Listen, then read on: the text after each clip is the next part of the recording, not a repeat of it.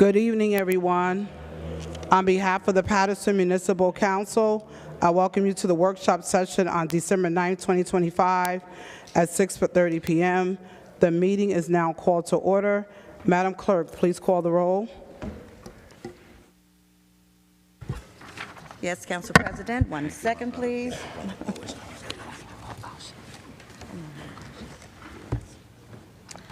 Thank you.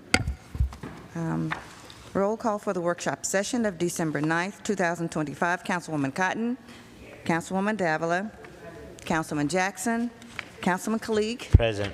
Councilman Mendez, Present, Madam Clerk. Councilman Omar, Present, Madam Clerk. Councilman Udin, Councilman Velez, Council President. Thank you. We have 7 present and 3 absent at this time. Madam Clerk, please read the statement of compliance. Statement of compliance, the Open Public Meetings Law 2025-2026. Meeting date, December 9th, 2025. Meeting time, 6:35 p.m.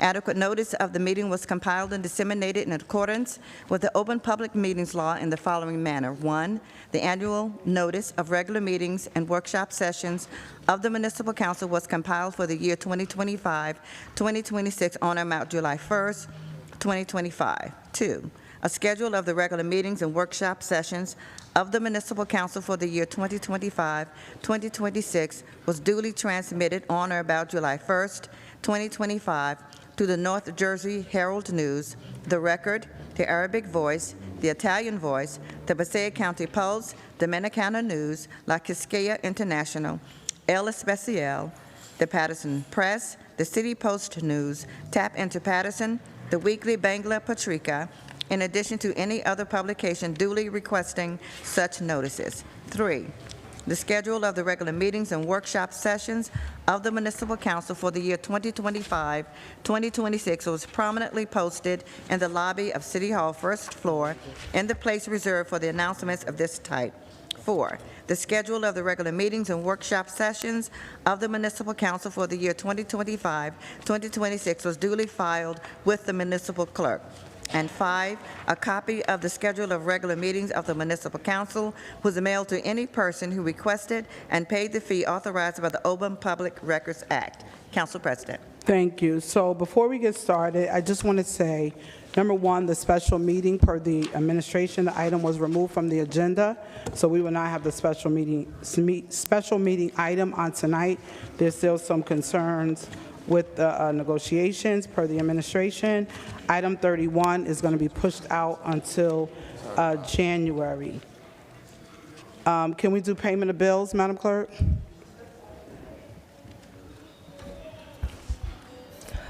Good evening, everyone. Council members, just to make a note, you have a payment of a summary of disbursements of 2 payments, payroll payments, totaling $11,204,207.09. Computer checks for $28,977,607.91. If you look at the general government, there's $10,766,429.64. Those are 2 health insurance payments. In addition, there's also a PSC&G big payment of over $400,000. The Board of Education, there's a payment in there. There's also Passaic Valley Storage for $4,285,823.82. And just for the record, the Board of Education payment is $6,708,727.92. So total computer checks, $28,977,607.91. Payroll, two payrolls of $11,204,207 with 9 cents, and the total for the summary of disbursements is $40,181,815. My motion is for payment of bills. Second. Thank you, Madam Clerk. Roll call. Second by whom? Councilman Thank Khalid. you. Roll call on the workshop session. I'm sorry, payment of bills in the amount of $40 Discussion. million. Discussion, Councilman Jackson.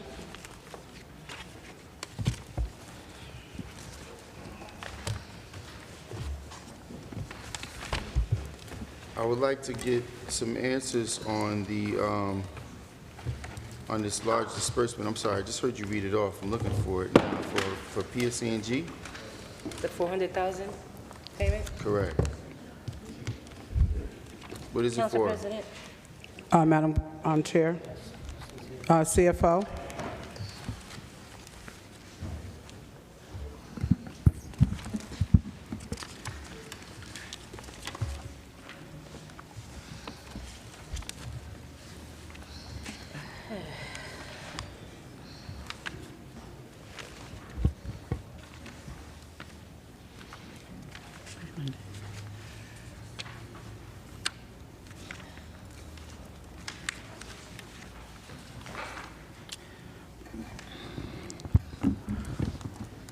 There are two payments for PSE&G for electric, $110,084.23, another $110,873.26, and there's a payment for PSE&G for street light for November for $227,161.41.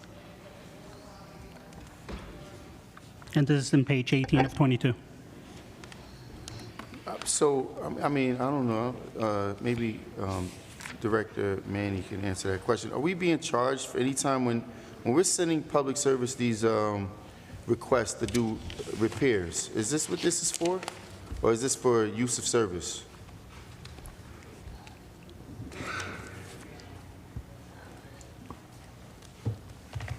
No.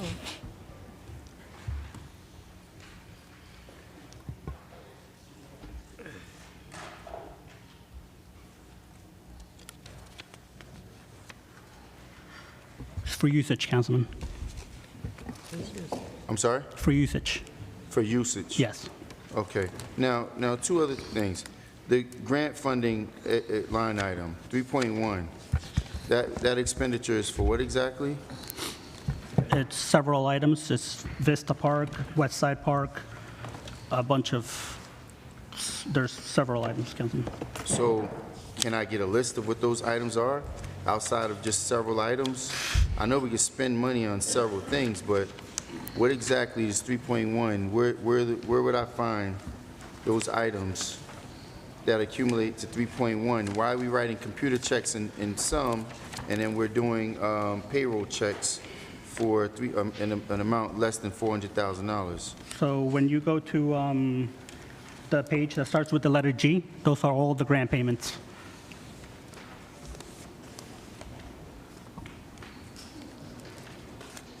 Letter G. Yes.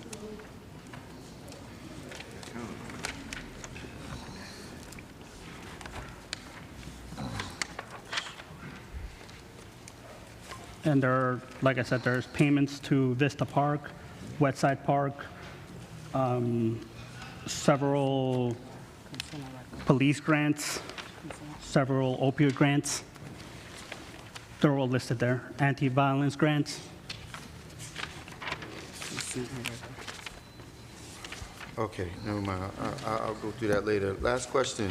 The off-duty police officers, $278,000. What is that for? Is that for movie shoots that we've been recently? That's payments for off-duty officers for whatever work they did. They get paid through company, the money comes to us, and we just pay them for the work they've done. No, So if a police officer does work for PSE&G, they get paid through, the PSE&G pays us, and we just pay them.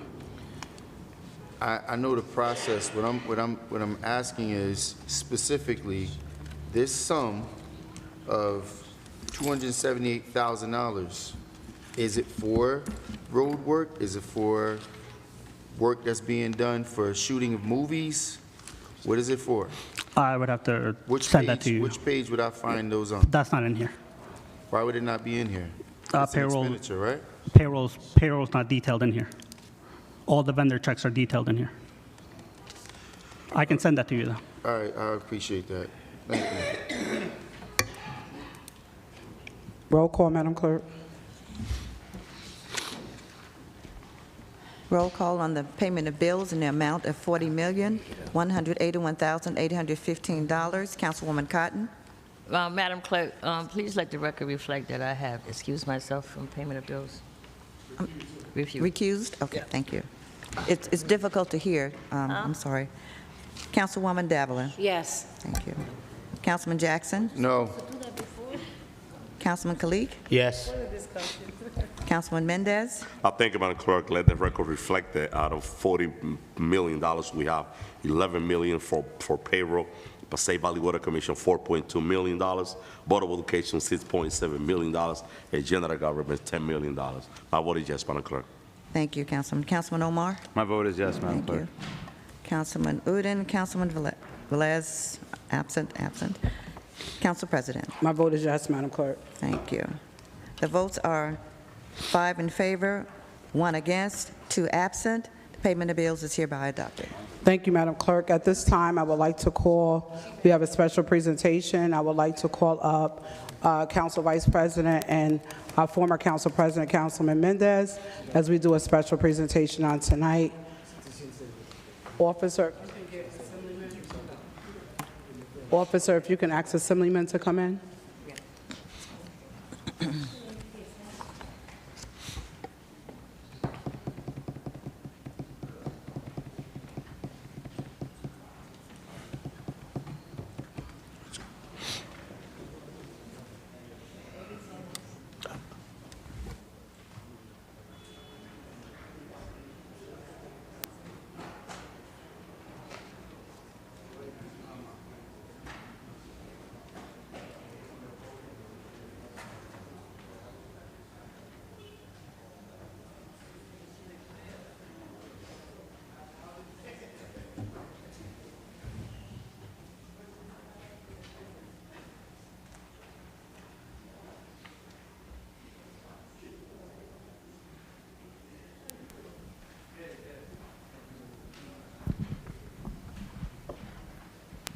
Assemblyman. So it is customary that here on the council that the council president would present a plaque to one of the council people that are outgoing, and not outgoing just to leave, but to move on up and go into the state to become our a legislative assemblyman of the 35th district. So I wanted to make sure I called up my council vice president, his neighbor, Councilwoman Cotton, and if any other council members want to join, Councilman Ibby, who is now in the 6th Ward, and Councilman Mendez was the president at the time. And I want you to know that we did not forget you, but this is just a small token of appreciation on behalf of the City Council for the work that you've done here, and we look forward to our partnership with you as you are our legislator and fighting for money for the City of Paterson. And I probably would say I want to apologize because you should have gotten this as soon, okay? But we won't say why it wasn't done, but it's okay. No, on a serious note, Al, you are missed, but we're happy that you are now in another place where you can help us even more, not just help the City of Paterson, but also 5 other towns, municipalities, okay? So we thank you for all the hard work. We thank you for making history. We appreciate you, and we will hold your feet to the fire, because you know. And I want to say thank you to the senator, to yourself, and to Assemblywoman Shamanda Sumter. We were able to secure an additional $2 million, and that was all the hard work of the LD 35. So with that said, congratulations. I'll hug you next week. Okay. Hey, Councilman, now former councilman, now assemblyman of the 35th Legislative District. It was an amazing pleasure to work with you, and you work really hard, not only for the 6th Ward, but for the entire city of Paterson. You're not going anywhere. Now we have you in Trenton fighting for more affordable housing for our community, for more funding for our public school, and you're going to continue that fight in Trenton, and we're behind you every step of the way. But thank you for the great job that you did for the great city of Paterson. Thank you. I just want to wish you well, Assemblyman Al-Aziz. We sat together for 7 years. I wish you well. I know you will do well down there. It is about partnershiping with all other senators and assembly people to get the best things that we can get for our city. So I truly appreciate you, and I know you will do well down there in Trenton. Thank you. God bless you. Thank you. Ibby? Assemblyman, you know as much as I do how much we rely on you here in this city, especially when you served us, but now you're going to continue to serve us in Trenton, and I can't find a better person for that job. Congratulations, and thank you for serving us with integrity throughout these 8 years. Councilman, Assemblyman, you'll be doing bigger and better things for us in Trenton for City of Paterson. Congratulations. From day one, I have been supportive of you when we appointed you unanimously in the City Council, and also your last primary to the regular election.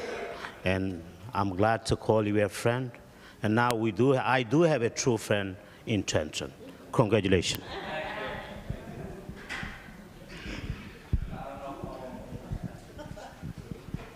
Now the real talk begins. I remember one day Al challenged my stat sheet. You know, as I was being inducted in the top 100 players of the city and for the high school and being a part of the only undefeated state championship team, he questioned my stat sheet. I mean, wins and losses speak for themselves. Now I have an opportunity to question his stat sheet.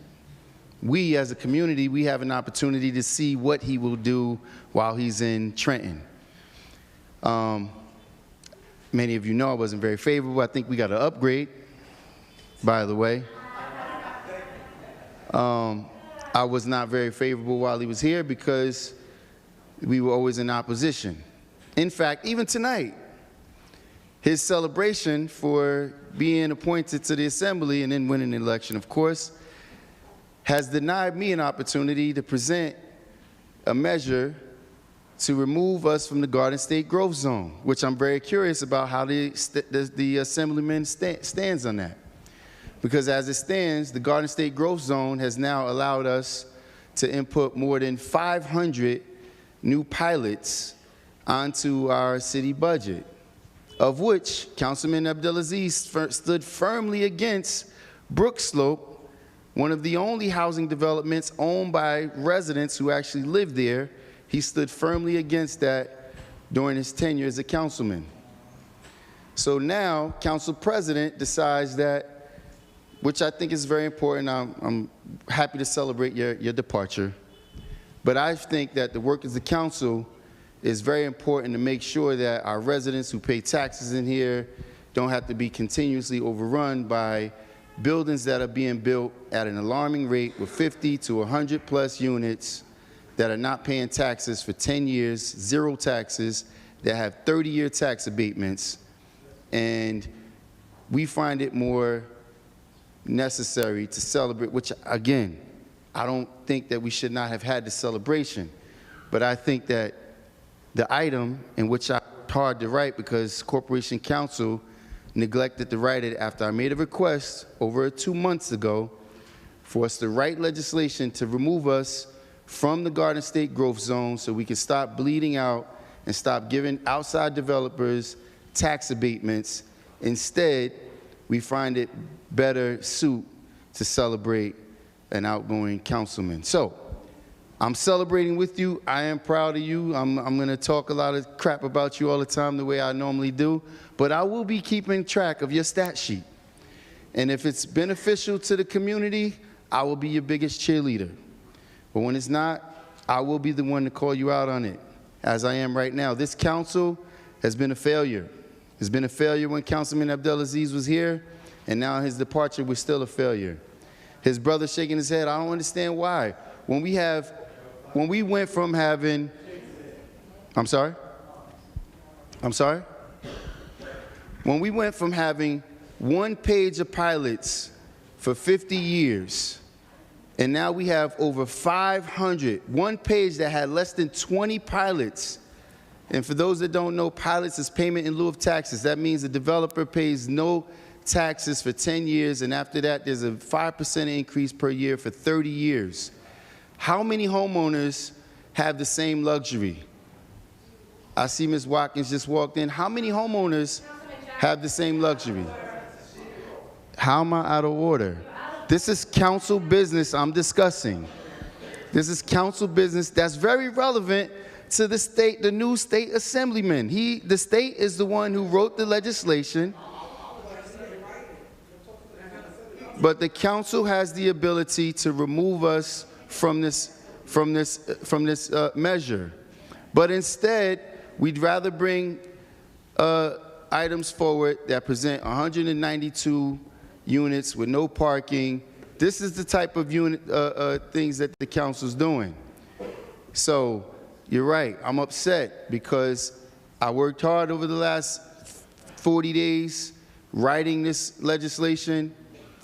I have a council person and a state assemblyman in the room tonight who deserves, but through his work, Mr. Charles Barron, councilman of Brooklyn, assemblyman in Brooklyn, who single-handedly stopped gentrification in Brooklyn, who made sure that rent rates was kept at $500 to $1,400, not from $1,400 to $3,000. Mr. Abdelaziz, you can probably take a couple notes from him. Listen, very good. Congratulations. No, wait.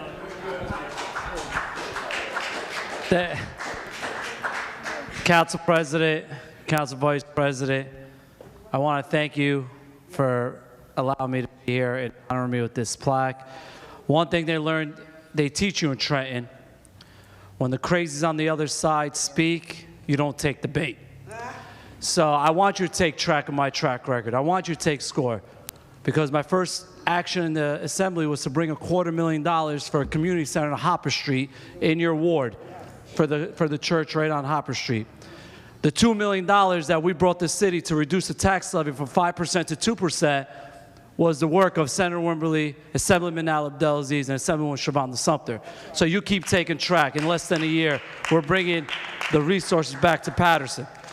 But Trenton has taught me a lot. It taught me to fight. It's teaching me to fight. But more importantly, this city council is what set the standard for me. And all I urge is work together. When you have an issue in the state, Councilman, call our office. I will gladly work with any legislation that's going to move this city forward in the 35th District. And I say that to everyone in this room. I say that to every single resident in the city of Paterson. We are working hard in Trenton. I'll give you one thing, and Trenton's a little different than city council. I do not get out of my seat when we're on that chamber. I can assure you that. There's progress being made. We're working very hard. And to all the council members, the whole state watches you. We all have to work together because people's needs need to be met. There's affordability issue. There's people that are going hungry right now. There's people that are cold. But coming together, we need to come and work together. And I'm gladly, my door is going to be open. I'm a resident here. I'm not leaving here. I'm a taxpayer here. And I'm going to tell you, the same way I fought in this chamber is the same way I'm fighting down in Trenton. God bless you all. Thank you again for this.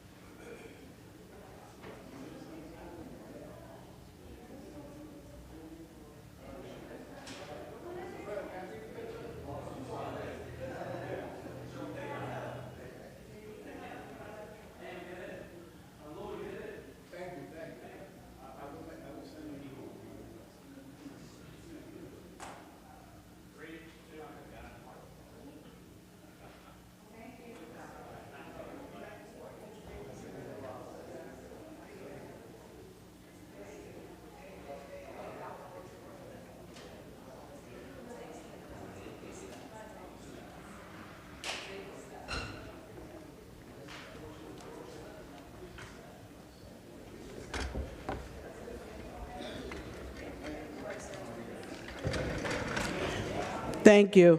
Madam Clerk, second reading items. I see Mr. Smallwood here. Those items are moving forward to final vote next week. Mr. Smallwood, your item will be on the final vote next week. We're moving it forward. Which one? Item number 16. Which one is It's it? the second reading. Item number 16, this is a reappointment to the board. Do you want, Councilman Jackson, you want her on regular or consent?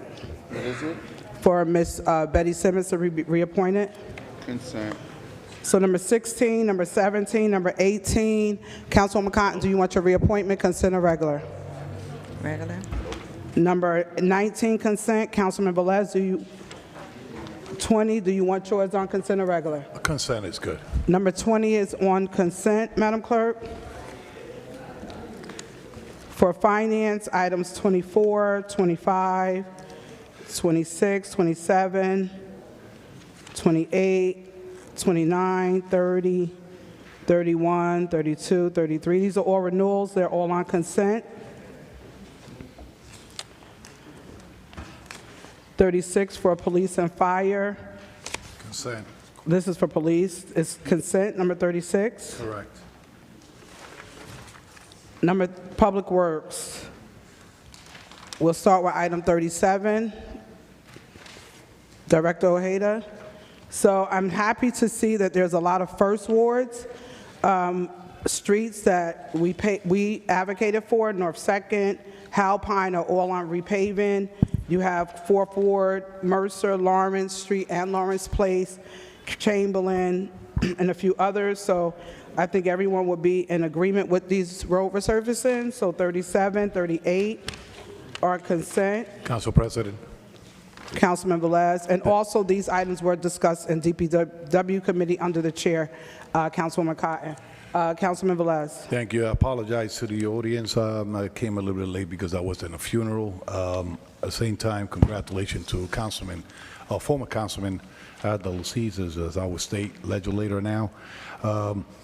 But on 37, regarding the road resurfacing, we almost a year or 2 years ago, we implemented the ordinance for speed hump or speed bump in the city of Paterson.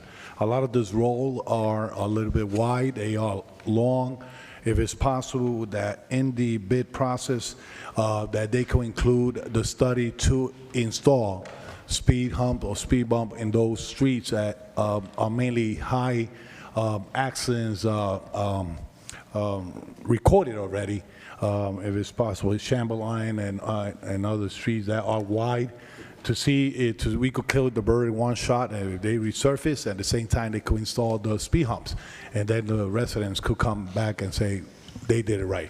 Ojeda, if you could look into that, or the purchase agent when you guys are doing the scope of work on those roads, to see if it's merited to put speed humps or speed bumps based on the ordinance, because the ordinance is already established, the ordinance already is in place, so a lot of residents are calling for reduce a speed hump will be good and will be a good thing for pedestrian safety in those areas. Thank you, Council President. Thank you. Item 39 is the award of contract to Gator Recycling for the disposal of waste in the city yard. 39, as we know, there, for the public that is not aware, present, or watching, there is a public committee, and there are 4 members of this council that are assigned to that committee, and they did have a couple meetings. This item was discussed. I am requesting it go on consent. Number 40 is disposal of solid waste, which is connected to that consent, and the execution of the federal aid agreement. I'm sorry, Council President. Which items you saying going on consent? We haven't got to fill code. We're talking about item 39, 37, and 38 are road resurfacing for the 1st and 4th Ward. I could go on consent. That's what, no, he's asking. Oh, okay. 38, and 39? No, 37 and 38 are road resurfacings in the 1st and 4th Ward, and then 39 is the pickup of the waste in the city yard. Regular, 39. 39 is regular. Number 40, Can we get, listen. Okay, I'm sorry. You continue first, and then are we going to have a discussion on what we're doing with the solid waste? Well, we can, and I wanted to have a better discussion when we get to number 11, which we really have to have a conversation about the pickup of the garbage collection. So we can, there was several committee meetings in regards to this, but the director can speak to these items if you need him. We're going to number 40. Council President. Director? Yes, Madam Chair. Councilwoman Cotton. Is Councilman Jackson talking about number 39? 39, if you look at the resolution, Gator was the cheapest, Gator was the lowest bidder for that item. They were the lowest bidder. Okay, so here's the thing. Councilman Jackson. And this is where... And that's where Harry comes in. Councilman Jackson. So, citywide, residents are extremely disappointed with the services that they're receiving. And in many cases, residents don't understand the nuances of the variance behind contract with Gator, contract with Philco, and et cetera. I think that, you know, it's fine and great to have a discussion in committee, but we should definitely have some details outlined to the public in workshops, specifically when it comes to not just solid waste, but what, you know, management of the recycling services, management of bulk pickup services, and et cetera. I know that you guys have some challenges. We still, the entire council needs to have an outline of where these deficiencies are. When it comes to recycling, there's days when recycling gets picked up a day or two after. And, you know, the public should have an understanding of what, you know, what the issues are. Are you guys understaffed? Are you guys under-facilitated with equipment? What are the issues? So I know that, you know, these are various items that are speaking about variable different things. We can start with the with number 39, which is the or was it 49? No, it was 39. Yeah, the contract with Gator for recycling. If I may, Council So, President. Director, can you give an overview as to the pickup of solid waste in the city yard, please, for 39? There's 3 compartments. 3. So the city yard garbage pickup was put out to bid. Yeah, Ken. We had Coastal before, which is located on 3rd Avenue. When purchasing agent put out the next bid that was due, Gator came in as the lowest bidder. Gator's located in West Railway. Therefore, the city's garbage, the city yard's garbage will be going to West Railway to Gator. It used to go to Coastal. It won't be going to Coastal no more. West Broadway? West Railway. Oh, West Railway, okay. Off of Crooks Ave. Yeah. So that's where the city yard's garbage would go at. As far as Covanta, which is rework. Okay, before you continue, so when we're talking about city waste, we're talking about all of the items that the public is allowed to come and drop off at the city yard, the items that you guys pick up when somebody's dumping on the side of the road, and et cetera. That is correct. Okay. And so this is us carting it to them. That is correct.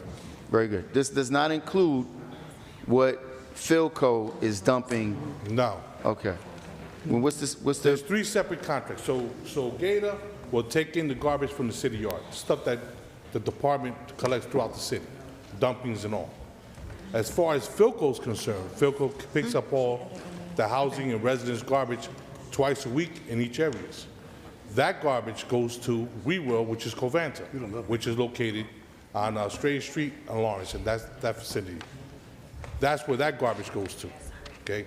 As far as, so you have 3 of them. You have WeWorld that Philco's garbage goes to, and then you're gonna have Gator, which is our city yard, goes to. And then the Philco contract is where the hauler picks up all the garbage for all the residents and merchants. Understood. And what the bid was, what was the bid amount? For which, 39, the one that's going to Gator. I'm looking at it. It's Give me 1 second, I'll get it for you. 17.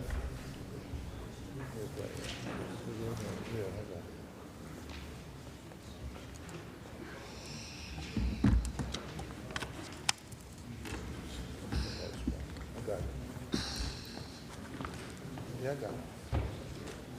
What number he's on now? So in the resolution, Huh? it gives you the complete You still on breakdown 39? of what the bids came in, right in the resolution. Price per So- ton, right? Excuse me? Price per ton? Yes.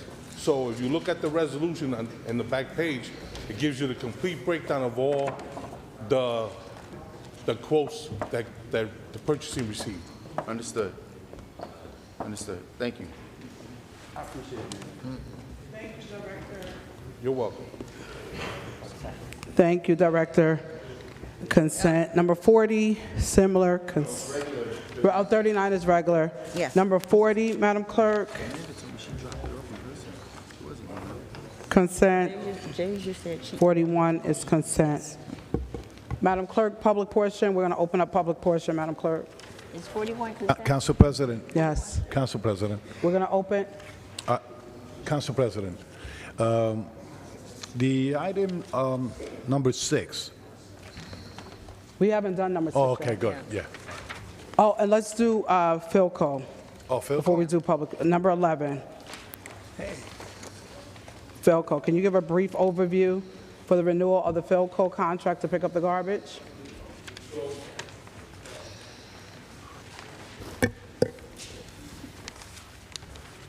The renewal for Philco is a 1-year renewal that is in their contract.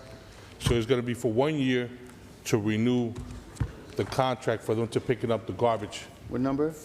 that's number 11. 11. That's to pick up the garbage from the merchants and the residents.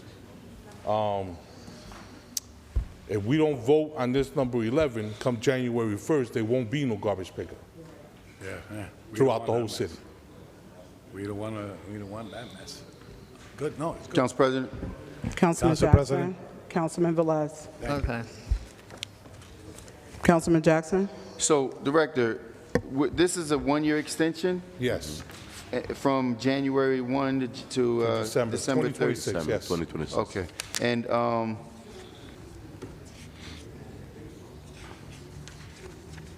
this is the contract amount. What was it? Has it been an increase from the previous services? I don't see anything here. And I know the last bid amount there was a 3-year contract, correct? it was a 3-year contract they had. So at this rate, is this actually lower than what we were paying? Wasn't a 3-year contract the $35 million? What was the previous contract amount, Mr. Savalas?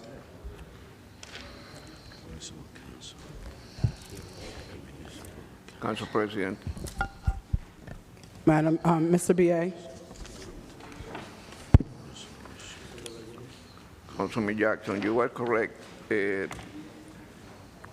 first year we did is on September 1st, 2024 to December 31st, 2025, in the amount of $7,703,218.05. Then we did then part of those 3 years was also with the stipulation that it can be renewed for 2 1-year periods, and that's what we exercise right now. We're on year 1, the first year extension? Yes, it did. So it was 3 years, the first shot, and now we exercise the first year contract extension. After this one finished, we will still have another one. Another one. We still have another option for an additional year extension. Yes. Were those rates spelled out before the agreement, or what is this current rate? Yes. This current rate is being based on what? It was pre-prescribed during the initial agreement, or was this a rate that we've found based upon how much tonnage we're actually picking up, or what is this what is this? How are they deriving at this figure? The numbers were stipulated in the moment that we opened the bids. They had no change. The initial bid? Exactly. Okay, And so. we exercising that. So we already understand year 2 extension, we know what that number looks like. That's correct. Okay, all right, very good. Now, I believe this is a question for Mr. Ibushi. I know that we had some challenges with regard to whether or not we were going to allow for them to take on the bulk pickup, considering the bulk pickup is now what's giving us the biggest issue. I understand it potentially opened us up for litigation if we move beyond the former agreement with Roselli and allow for Philco to do the bulk pickup. What is our plan for this year and next year for bulk? Are we going to continue to do it the way we've been doing it? What is the administration's plan?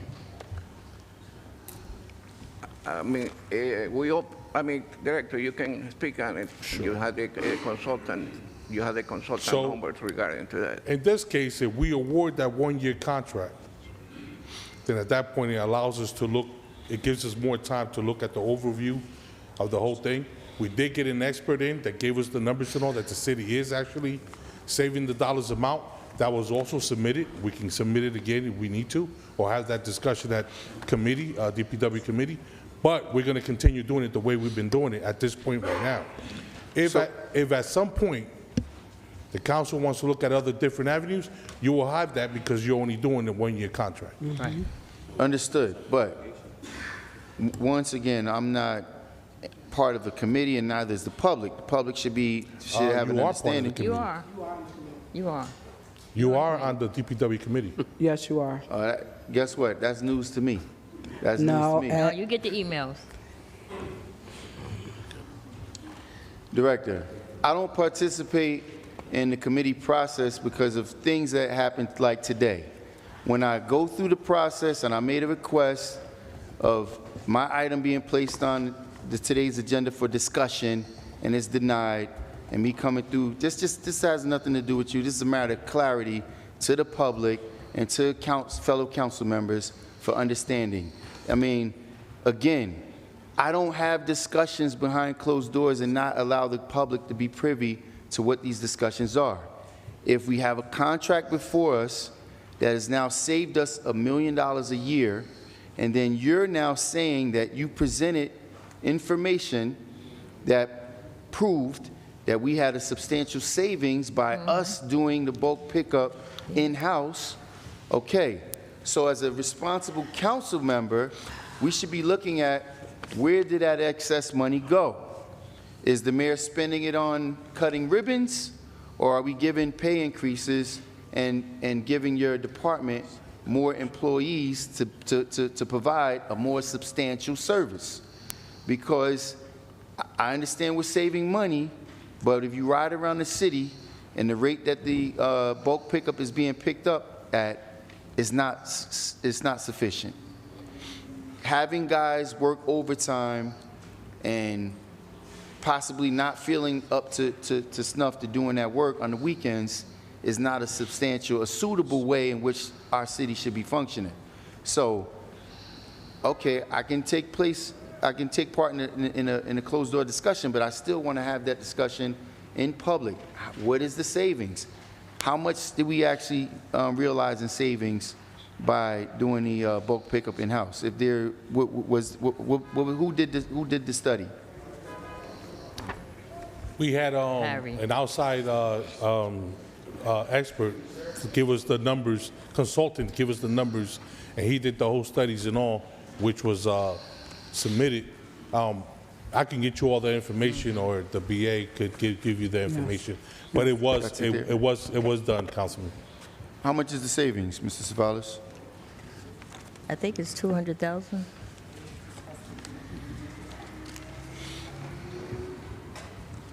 I don't have it.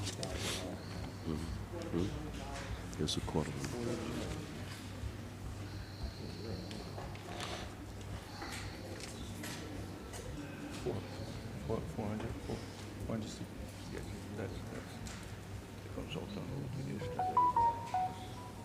No savings.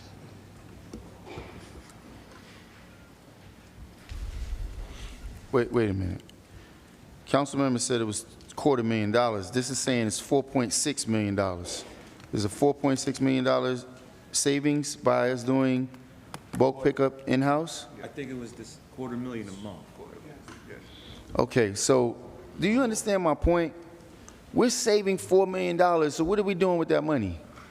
Because the services that, I mean, listen, this is no shade or slight on what the job the DPW is offering. You guys are doing, you're working what was being given to you, but is that department completely filled?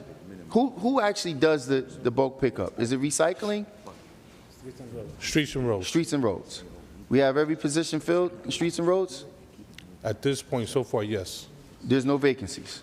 No, there's vacancies. So how do we have every, if you say yes, we have every position filled, and yes, there's vacancies, which one is it? Well, at this point, we're operating with what we have, but there are vacancies. How many throughout the vacancies do we department. have? Off the top of my head, I don't know, but Approximately, percentage-wise. A large percentage, small percentage?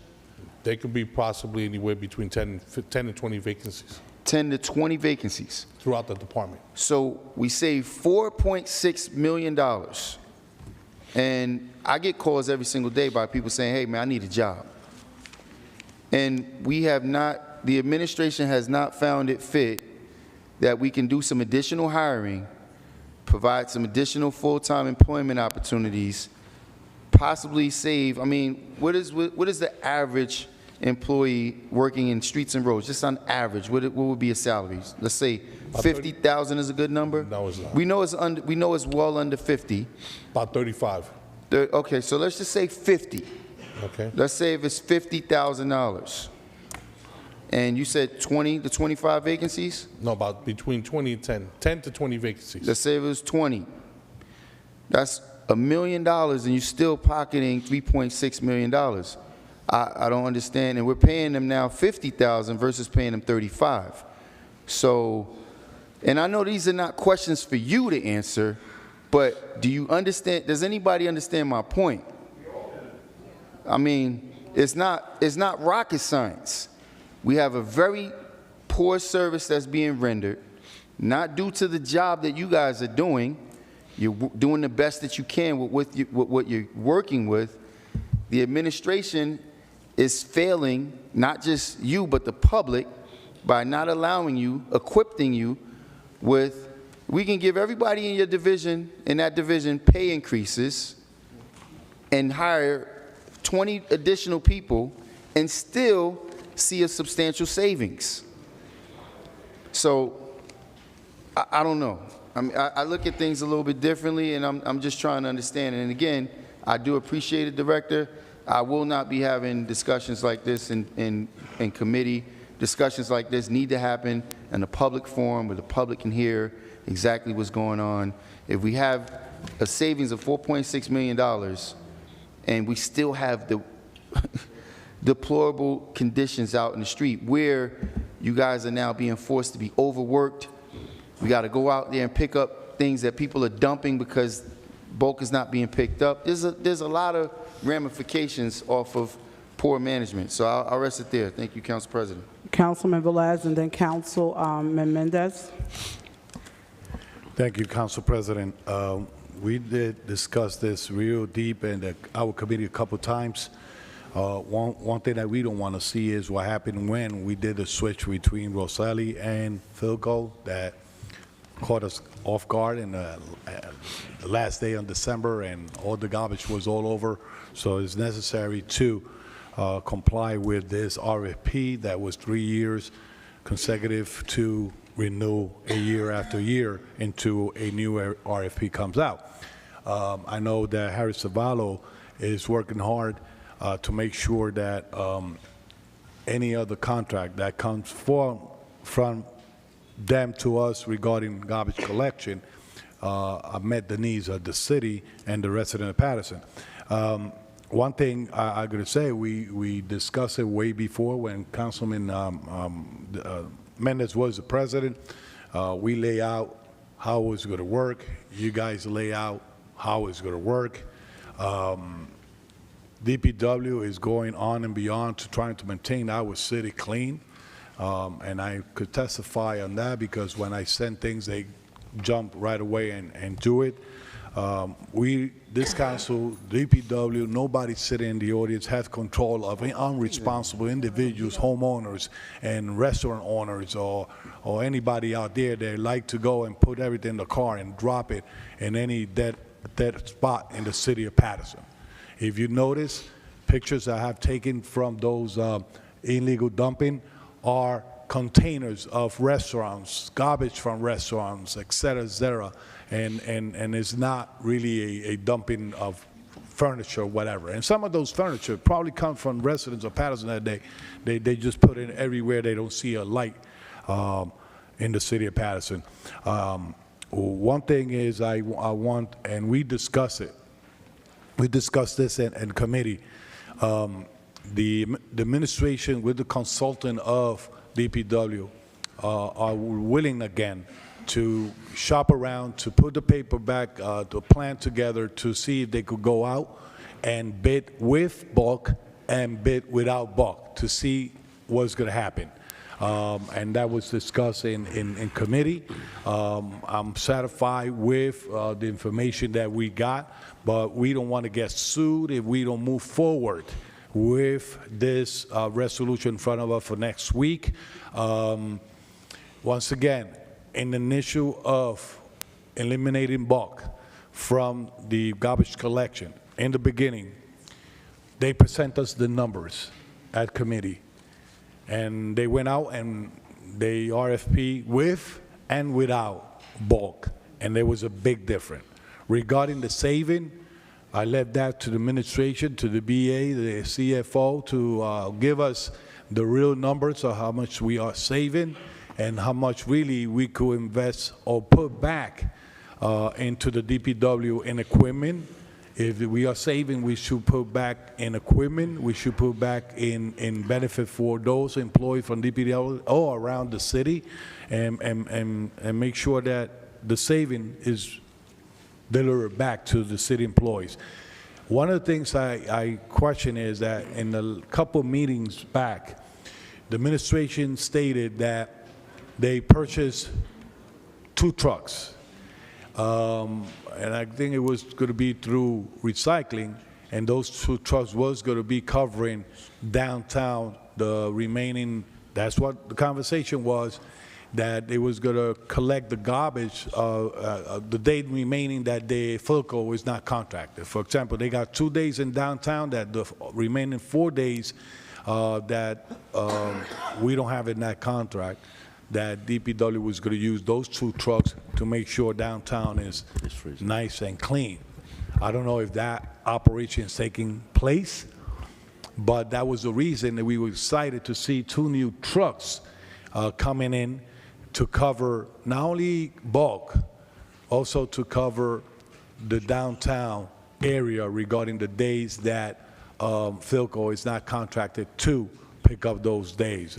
Downtown was 6 days. You know, those stores do not have back rooms to hold all that garbage. They cannot place it in front of the stores because it looks awful.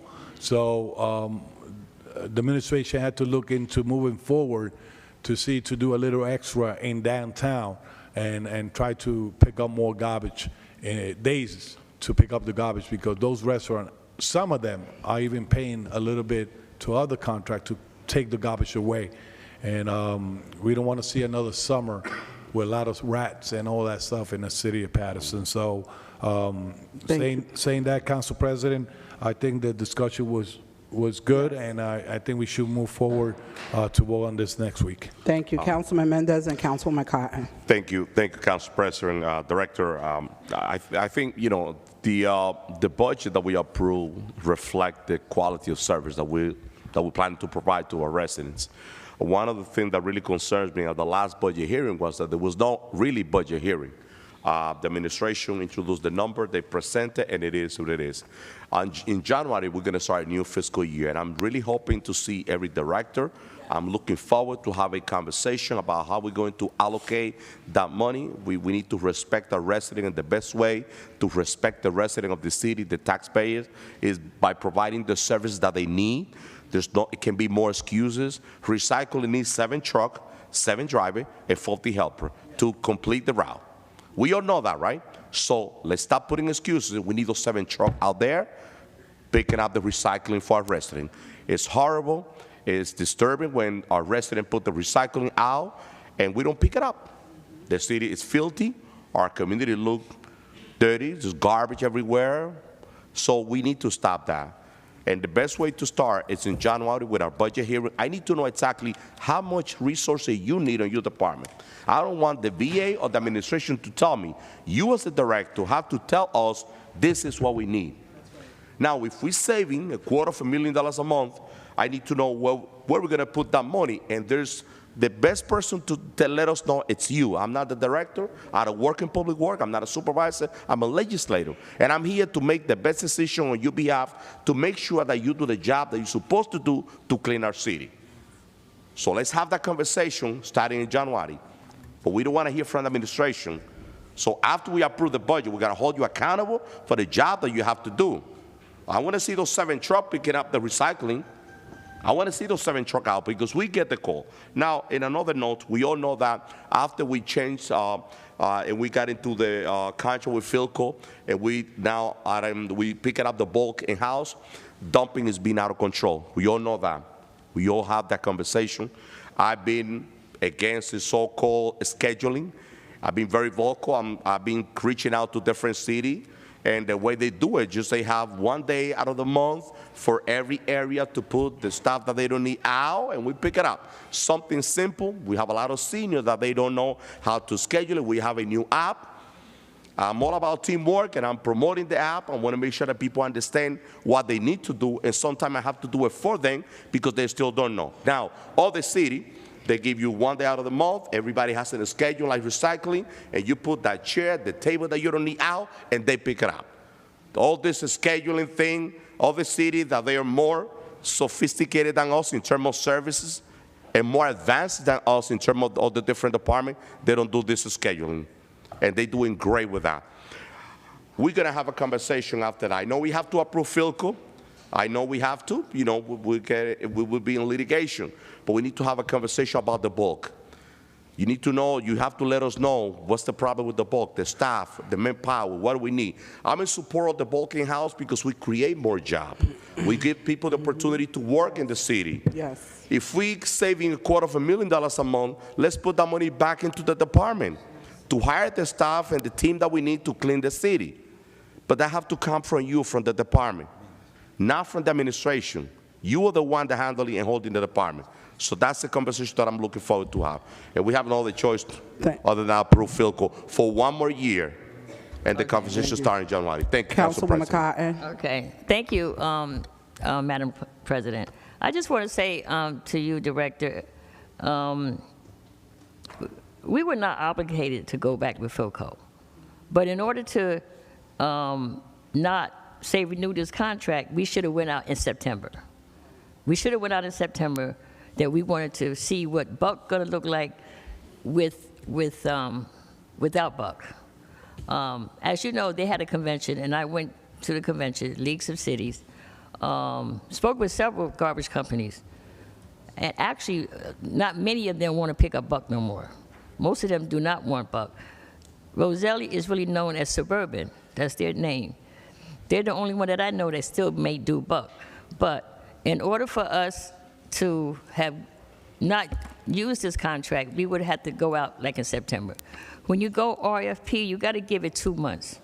You got to give it 2 months, or at least for them to come back with the bid. Then you sit there, you watch them open the bid, you see what the price is. And even though I know that we're saving money, but on the other hand, our health benefits went up 30%. So the money that we were saving with the Buck is now going to the health benefits. And let me tell you, we had a couple employees, we had a few employees here that were really sick employees. They were really, really sick. Their medical bills was hitting $1 million. Now, how do we say to an employee that we're not going to pay your medical bills when you're working for the city? So if we're going to renew this contract, and then next year, we got to go out in September or in August, that we're going to go out and include Buck and then do not include Buck. And like I said, you have most companies now who do not want to pick up Buck. I see that there's this company out there now that's buying all garbage companies. So this one company is going to have a monopoly on garbage pickup, which is going to affect us dearly with pricing. So if we wanted council members, we could have went out in September we could have went out in September. We really wasn't obligated to take this, but September, when January 1st comes and you have no garbage contract, your garbage is not going to get picked up. It's not going to get picked up. And I remember 25 years ago, at least maybe 30 years ago, when New York City had that garbage strike. It was a mess. It was a mess. I saw it every year. It had to be 30 years ago that it happened, but that's what we have to look at now. Next time, we got to redo this 1 year because January 1st comes, nobody's picking up garbage. Councilman Omar. So we have to make sure that we do it ahead of time with our Paterson agent, which is our acting BA for today. But just remember, when he opens up the bids, he has to make sure that this company can fulfill the bid. You have to make sure, and that's why you have to make sure certain things are in place for this company, and I've seen them go to the second bidder or to the third bidder because the first bidder didn't have their paperwork right, or the second bidder didn't have their paperwork right. So next year, we have to go out early if we're going to go to. And I think we need to look at Buck and without Buck. Thank you. Thank you, Councilwoman Khan. Councilman Omar. No, I just want to say I definitely agree with Councilman Khan, but also 99% of the bulk pickups that I put in for the 6th Ward have gotten picked up in a timely fashion. I just only wish that instead of it being every 3 weeks, we can do it maybe every 2 weeks, or just if we're going to keep it in-house, continue to improve it. That's all. So I just want to put, Council President. before Councilman Velez and Councilman Jackson, but before you speak, so with the savings to our BA and to our director, it showed the 4.6 million. It's not an accurate number of 4.6 because I don't see the amount of overtime that has been utilized to do bulk. That has to be in there. We have to talk about the cost of dumping that bulk at the site. That should be equated in there. So 4.6 is not the accurate amount. So when we show the savings, can we make sure that we include all of those items that come out of that 4.6? 4.6 is what comes in the beginning, so we can't say we'll utilize it to hire X amount of people because 4.6 is not an actual number. 4.6 is what it is, but then we got to look at how much overtime has been utilized, how many people, what are the hours. All of those things have to be considered. But I agree totally with Councilman Mendez. We have budget hearings. Last year was flat, but this year I'm expecting the director of every department to come with your request to say, in order for our department to run, this is what we need, this is what it will take. We'll look at the numbers. In times past, this council has worked and we did capital improvement. You needed trucks, you got them. You needed snow equipment, you got everything that you asked for and all the department has asked for, you received them. So if you think it's going to take X amount to do the job, then just make that in your request. But I would like to see from a BA's perspective, what is the true dollar amount? Because we can say we want all these things, but the taxpayers are saying they don't want their taxes to increase. So to get all this extra stuff, we're going to have to do a higher tax increase. So we have to make sure that we're not saying do all this stuff, and then we say, taxpayers, we have to increase your taxes by 5%. Yeah. That's a concern. So we want to make sure we give a true picture to the residents, because we just adopted a budget at only 2%, which is mandated by our agreement because we are a tax deficit city, right? We've been that way for transitional aid. We've been on transitional aid for 30 years. So I know a lot of people, believe different things, but I just want to make sure that when it comes to this, right, in order for us to bring more people in, which we need more people not just in your department, but other departments, there are other departments that are revenue-generating departments, but we have to make sure that the cost to do it and to bring it in does not go on the back of the taxpayer. So just make sure we get that information, we get the correct printout. Councilman Velez and then Councilman Jackson. Thank you, Council President. So the reason I interjected because Councilman Mendez stated something that is a wish list. Let's be clear. Those out there that knows how government works, and he been here long enough to know this. The mayor asks the administration asks the mayor to go and communicate with their directors to see and prepare a budget, what they need, a wish list. Director of Library could testify on this. You could, as director, have been in those processes. Before they present the budget to us, they ask them the wish list. Prepare your department budget. Then they present it to us. We do a hearing, and we go over page by page, and whatever is there, and they ask for more, is not there. They control the wish list of them to come here and present it to us, and then we approve if we want to approve that budget. Matter of fact, I'm going to give you an example. Past hearing, they have been coming here. We go over salary and wages. We cannot move a lot there because it's contractual. But when it comes up to equipment, putting more employees, putting more resources to the departments, the administration comes here, and I'm not talking about this BA, previous BA, have the directors explain us the budget. And from that point, we could say we want to strike this from this line item, we want to move this from here, we want to move this here. You know where it goes? Deaf ears. They don't do it. And they stay hanging because then they have to work whatever the administration gives them, even if they have a wish list. In other words, the wish list goes to the administration thinking they're going to be Santa Claus, but then the administration turns into the Grinch because they had to work whatever they have. So that idea that Councilman Mendez have, it sounds good, but the reality is every director, every department put the wish list, tell them how many employees they need, how many trucks, equipments, or whatever, but the administration is the one putting the handcuff on those directors to be able to work. That's why we need somebody in administration to understand the department heads and also understand the employees of the city of Paterson. Thank you, Council President. Thank you, Councilman Velez. Councilman Jackson. So I apologize to everyone who's here having to maneuver this elongated discussion. I'm just going to say these couple things. First of all, whatever they said was totally incorrect. For Councilman Mendez, and I see, and I appreciate the professionalism and the respect. I'm not going to put anyone on blast, but certain people have to look at him and be like, what are you talking about? To say that it's the director's responsibility to bring forward what they need is not the administration. The administration is the one that does the hiring. He sat here and clearly said his department, that division alone is short 20 employees. The entire department is probably short over 100. You can't render adequate services if you don't have the manpower to do so. Then Council President talking about the 4.6 is not an accurate reading. That came directly from a source that the administration hired to do a study.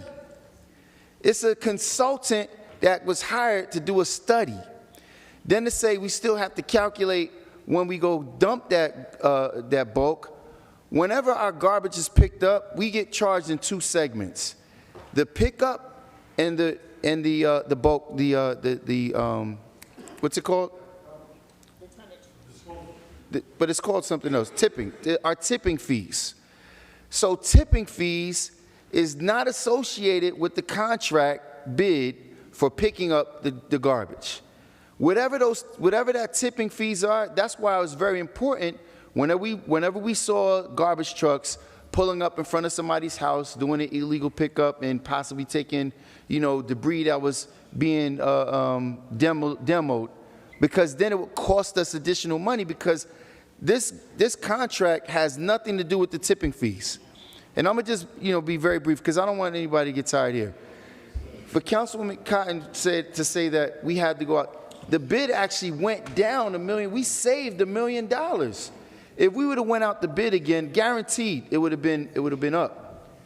Guaranteed it would have been up. We actually saved $1 million, and instead of taking that $1 million and putting it back to work, along with the savings, hiring the adequate staff, we haven't done so. I'm gonna tell you why we haven't done so. And this is just an FYI for all of you residents of here. And I'm disappointed, Director. We have members of the public coming, they gotta keep their winter coats on. I mean, I know it's cold outside, but we just got a brand new boiler. The boiler's not working? All right, so I apologize.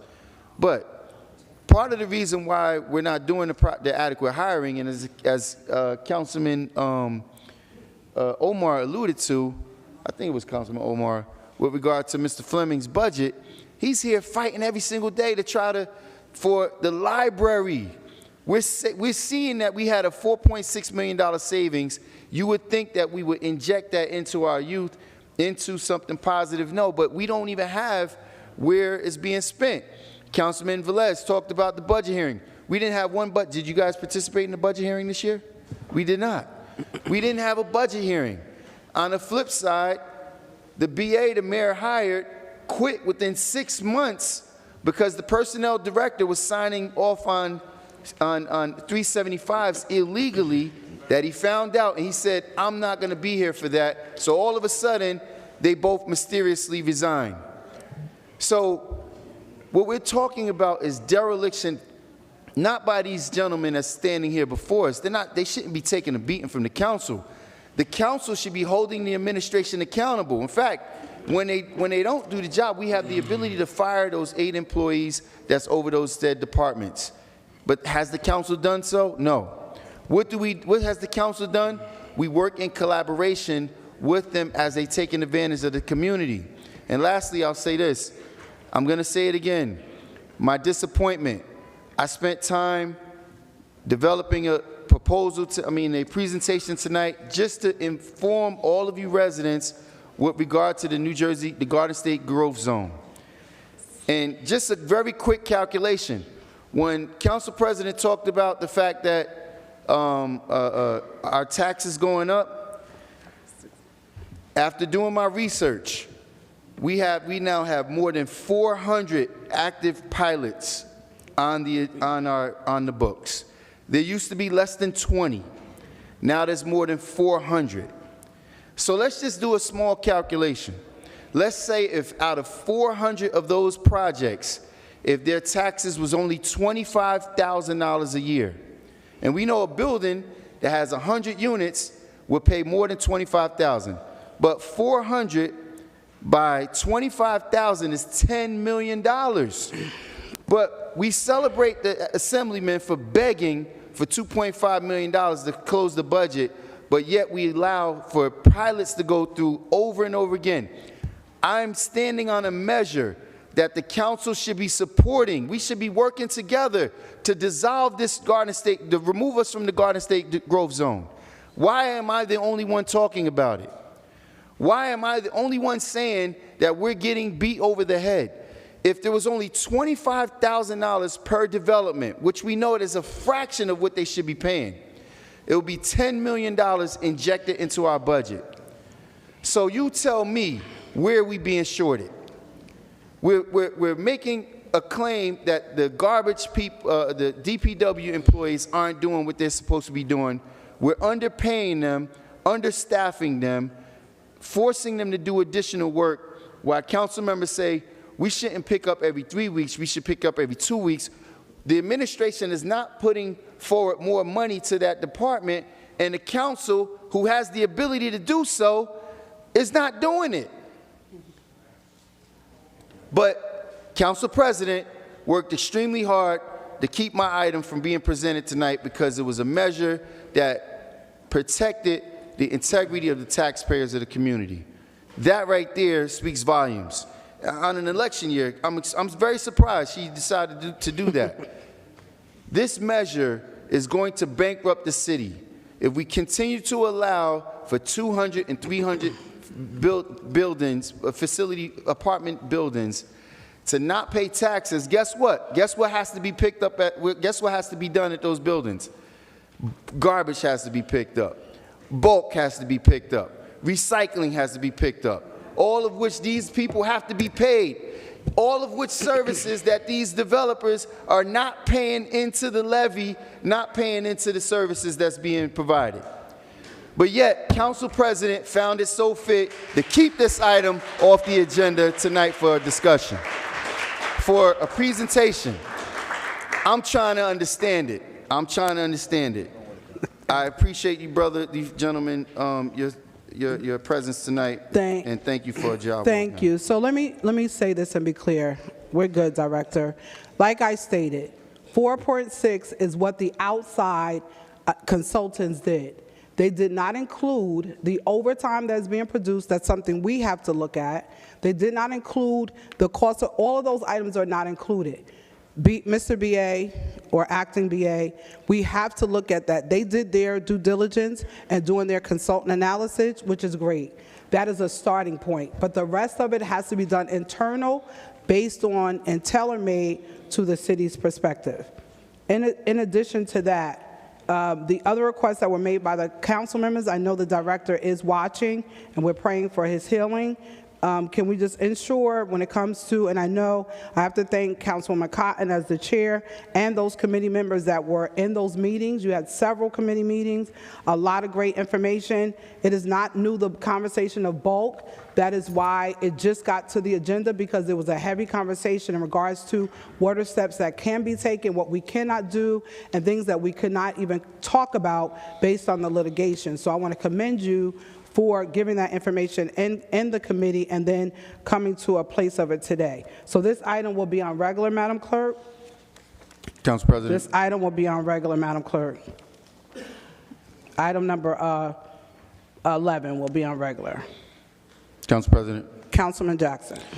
Thank you, Council President. Council President, you're absolutely incorrect. Bulk, the entire bulk program is only ran by overtime. We have not hired additional employees. That's what I said. The entire program, the study that was done on what we're spending, which would include man-hours spent picking up bulk, which includes overtime, because bulk currently is being picked up by employees working overtime. They don't have everything that was calculated in there is all the cost associated with picking up bulk. That's misleading to say we got to calculate overtime, we got to calculate the dumping. It's all in the study. It's associated with, am I correct? Thank you, sir. Don't mislead the public by saying it's not a true $4.6 million savings and then not hold the mayor accountable for how that money is being spent. So it is definitely a $4.6 million savings realized. So, Supervisor, are you saying that 4.6 includes overtime? Well, you just said, because I know it's not, so I need you at the mic. That 4.6% is overtime included in that? No, what we The answer is no. It is not. That's all I asked. You don't have to go. It is not included. That is why I'm asking. Let him answer the question. He just said no. Let him answer the question. He said no. Is it included? Is it in the study that was made? Is it all the costs associated? No, it's with overtime. picking up the bulk? Is overtime included? Yes, All the overtime? yes. For how many employees? The ones that work, The ones that pick up bulk. What is the dollar amount of overtime?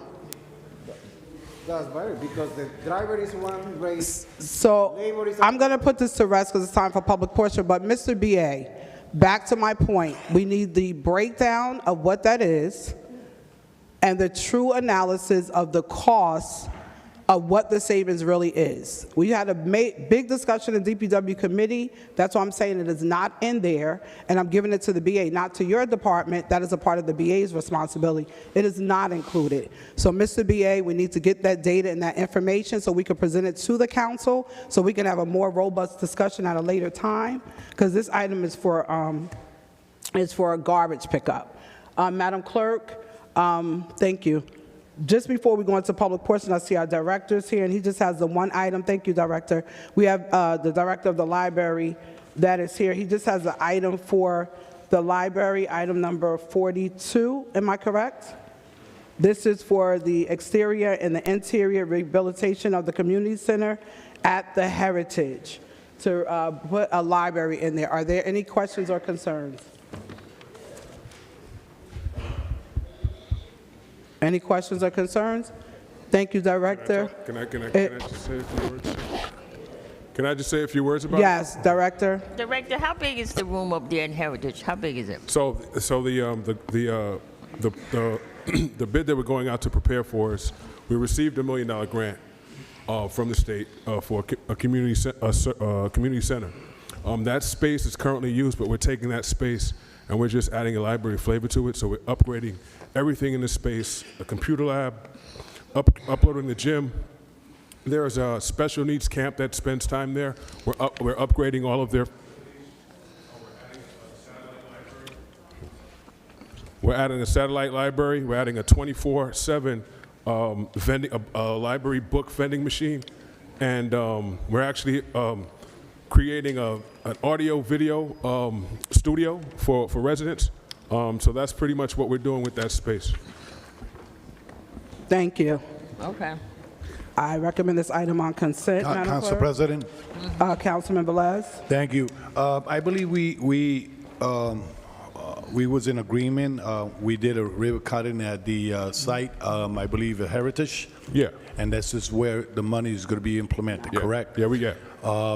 Can you, when you get a chance, and you could send it through email, after the renovation or the whatever you're going to do there in the Heritage Place, you know, can you give me when we're going to start hours of operation using of the space to see we could tell the residents that that this is open to the public, not just to the Heritage facility there. We all know, a lot of people, you know, for me, library is a must. We had to continue tradition and make sure that kids visit the library. Sometimes those libraries becomes a second home for our kids. Some people say, why libraries when we, you know. Why not? Right? The phone does everything now with this IA and all that stuff, but we still need that environment and we still need to support the library. That's why when I took you as an example, because when the library comes in front of us at the budget hearing, you could ask him directly. He has a wish list. He put everything to the administration what he needs. Absolutely. And there's always a roadblock to those little departments that really are creating a difference in our community. So I think it's a good thing to do. Why there? But it's there. Why there? Right? Because, all right, so the why there is because the city of Paterson, for the size of the city, you don't have enough library services. Is your mic still on? I don't know. Can you hear me? Yes, it's on. It's on. Yeah. Speak So close. a city the size of Paterson does not have enough library services for its residents. So we're doing whatever we can to expand library services. That's right. Sometimes the funding isn't there, so we're trying to use creative ways of making sure that we get there, right? And so this was an opportunity, a grant opportunity that we took advantage of to be able to take that grant money that only paid for building and construction to be able to outfit this space. And it was an area of the city that did not have library services. That's the 3rd ward, I believe. Is here. That's right, Council President. Council President. Councilman Mendez. Thank you. Very brief, Director. I know you and I we've been having a lot of discussion about this project and that Heritage Place right in the 3rd Ward. I'm very excited because this is going to serve that community that is very far away from Broadway, from the main library, far away from South Paterson and Union Avenue. So they're going to have the opportunity to have their site right there at the Heritage. So I'm excited. And, you know, so we have a very sensitive conversation, and my full support on this. And also, Director, you did a phenomenal job during the summer with the mobile library. I spoke about, and I put this on record a few months ago, the funding that we're getting from the movie, the permit that we're getting, we should allocate those funding to the library, to that department, because, I mean, we could expand the mobile library. It was phenomenal, and we witnessed it was fantastic what you did. So we have to find a way. We have to be creative and find a way to get more resources. Those are maybe 100,000 more that you could utilize it. So every dollar is important in our city to provide service to our community. So let's be creative. Thank you. Thank you. Council President. So, right before Councilman Jackson, so I just want to make it clear, we already have created a Paterson Parks Committee, and that money is allocated to the parks. So I just want to put that on the record, unless they are looking to, the Paterson Parks Committee would like to amend their language, but that money goes towards the renovation improvement of parks. We share. Councilman Jackson?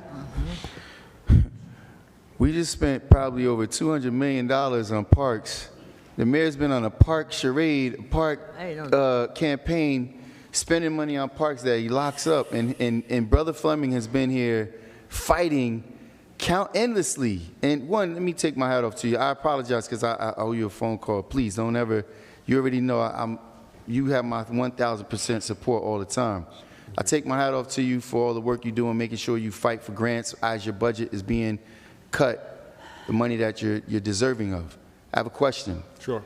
So are you taking over the entire operation of what's at that facility at Heritage, or is just a room? So no, we're just it's a partnership. Okay. So we're not taking over. We're using this. We're just taking the space and utilizing the space. The space currently is being used. Okay. But it just needs a major upgrade, and we're just adding a do you library have to flip. pay anything to use that facility? No. Everything No. is free. Everything is free. I'm not talking about to the public. I'm talking about, is there any rental service, rent, or anything that you have to pay? No. No. And okay, that's a big plus. Now on Temple Street, are you paying rent to be there? No, well, right now we're closed. Yeah. Well, I understand it's closed. Yeah. It's been hijacked. I got that, but was there rent that's being paid to occupy that space? There's a lease agreement. Yeah, there's a lease agreement. Is that a lease agreement with the library, or is it with Health and Human Services? No, it's with the Housing Authority. So, okay, but the Housing Authority has a lease agreement with the developer? Is that what you're saying? No, or? with the library. With the library. So you have an agreement with the Housing Authority? Yes. Separate and apart from what we pay for what Health and Human Services pay? Yeah. Okay. So I'm just pointing it out to the members of the public because these are facilities that's owned by the city. But our city services, our library pays rent, and I don't see the Director of Health and Human Services, but programs like BUDS and Christina Hernandez's program, Teens to Be Heard, we're paying rent to a city-owned facility to a developer who doesn't contribute back into our community, who, by the way, is benefiting from the same Garden State growth zone and is paying no taxes on those facilities for 30 years as well.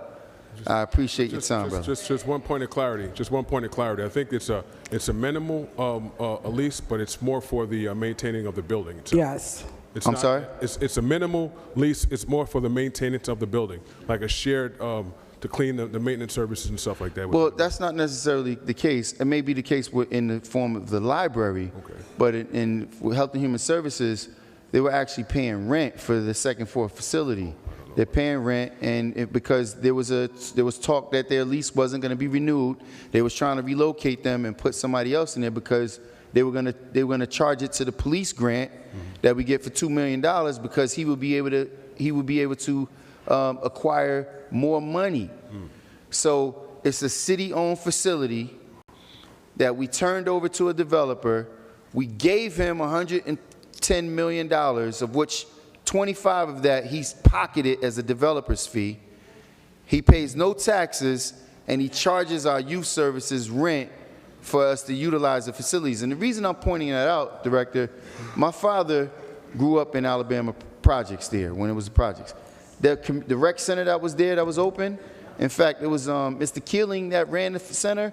It was open all the time for all of the youth. It was never locked. When I go over there to those, you got to get buzzed in that facility now. So I'm happy that you are going to be there, because it does mean that our youth have an opportunity to have an open door policy. But all of the other tenants that's there, they're paying rent, and it's not going into our coffers. It's going into the pockets of the developer, Penrose in that case, that the council is refusing to stand against. Sorry to utilize your time to point this out, but this is an informational session. Thank you, brother. I appreciate it. Yeah. Sometimes I wish to. Thank you, Director. Madam Clerk, 43 and 44 are City Council resolutions for appointments. Those are on consent for 43 and 44, as well as your items, Madam Clerk, City Clerk, for 14 and 15. All the paperwork is included for the taxi cabs. 14 and 15 both are on consent. At this time, Madam Clerk, and we'll do number 50 on regular, Madam Clerk. Public portion is now open.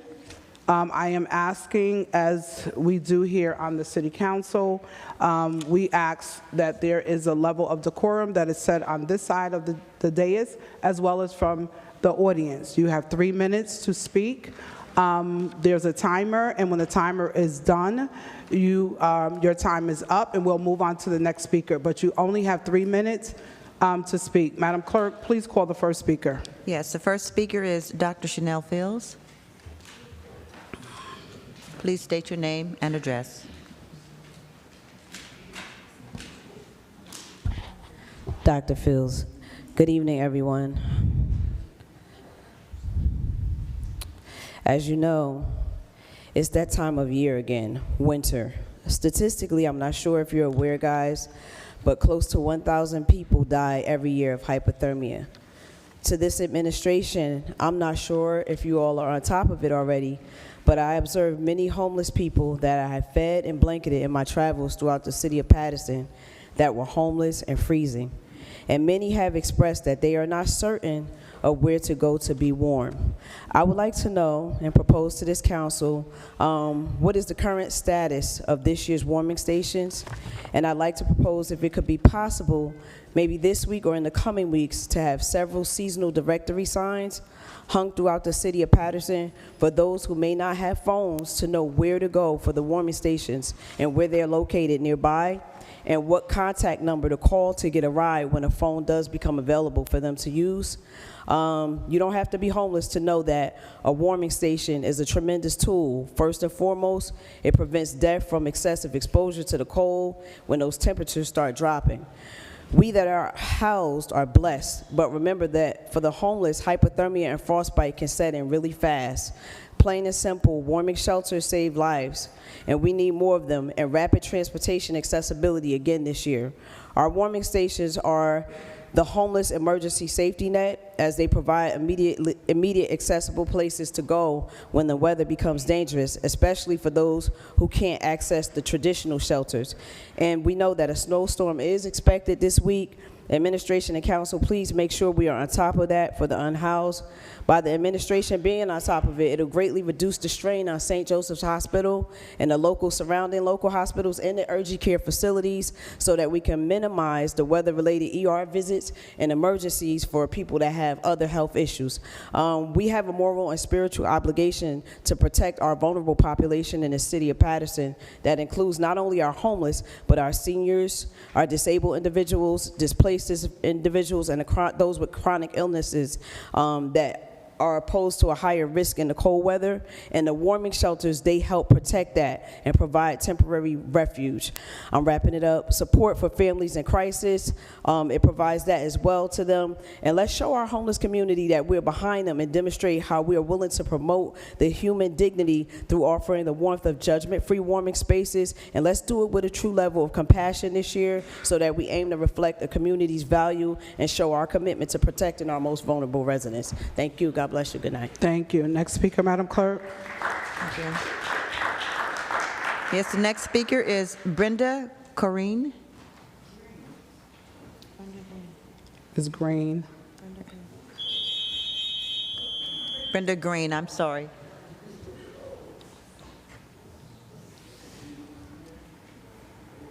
Please state your name and address. Thank you. Good evening.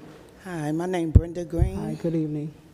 I'm here because I want to know, like, what is being done about illegal evictions, and because I'm in a situation right now where my landlord is trying to evict me illegally. She turned the lights off. I have no front and back doors.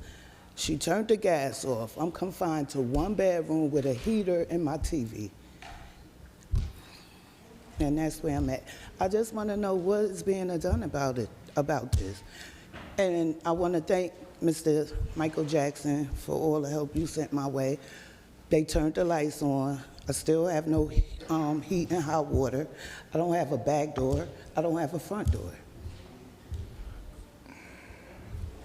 You don't have a back or front door in your apartment? No. And I've been Excuse me, Councilman, there's no talking across. No. Councilman Jackson, there's no speaking I will across be in while your the public apartment. is I'll be there speaking. tomorrow. This is ridiculous. Council President, where's the city attorney? This woman is being mistreated by obviously by someone. Councilman Jackson, you know the Council protocol. President, you can say Mrs. that. Green, We're going to make sure that the concerns of the residents get answered. Mrs. Green, If this if you gentleman stay for a can't do minute, it, I have two where people here is that where will is help. Eamon? Where's Javier Fernandez Ms. that Green, you've been claiming is here to answer to the Ms. Green, constituents' if you just concerns? stay in the back, I'm going to have somebody address you tonight to help you, okay? So just stay, we'll have somebody Good luck with address that. you. I'll be there tomorrow. Thank you. Next speaker, Madam Clerk. It's ridiculous, man. People in our community being treated like Next trash. speaker, Madam Clerk. And we sit here and listen to it night in and night out and let it just go on deaf ears. Ms. Green, where's Ms. Green? Did she leave? Mr. Fernandez is going to talk to her. He is constituent service. That's who handles it. Next speaker, Madam Clerk. Yes, the next speaker is Patricia Neal. Ms. McNeil. McNeil, I'm sorry.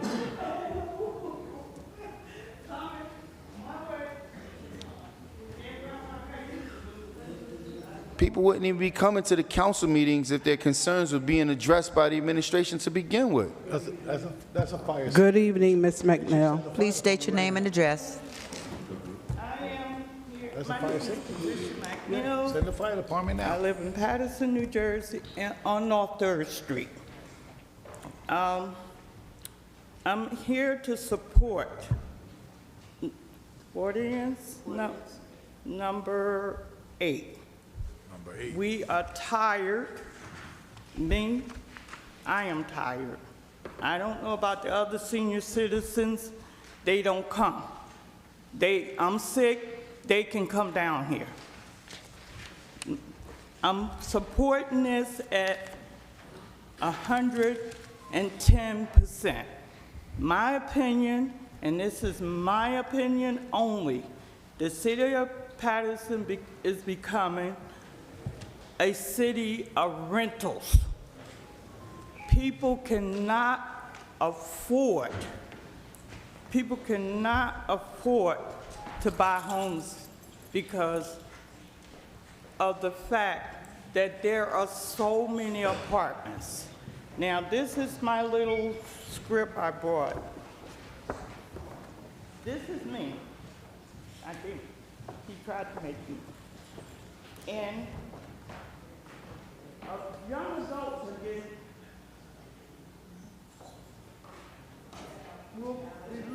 Councilman.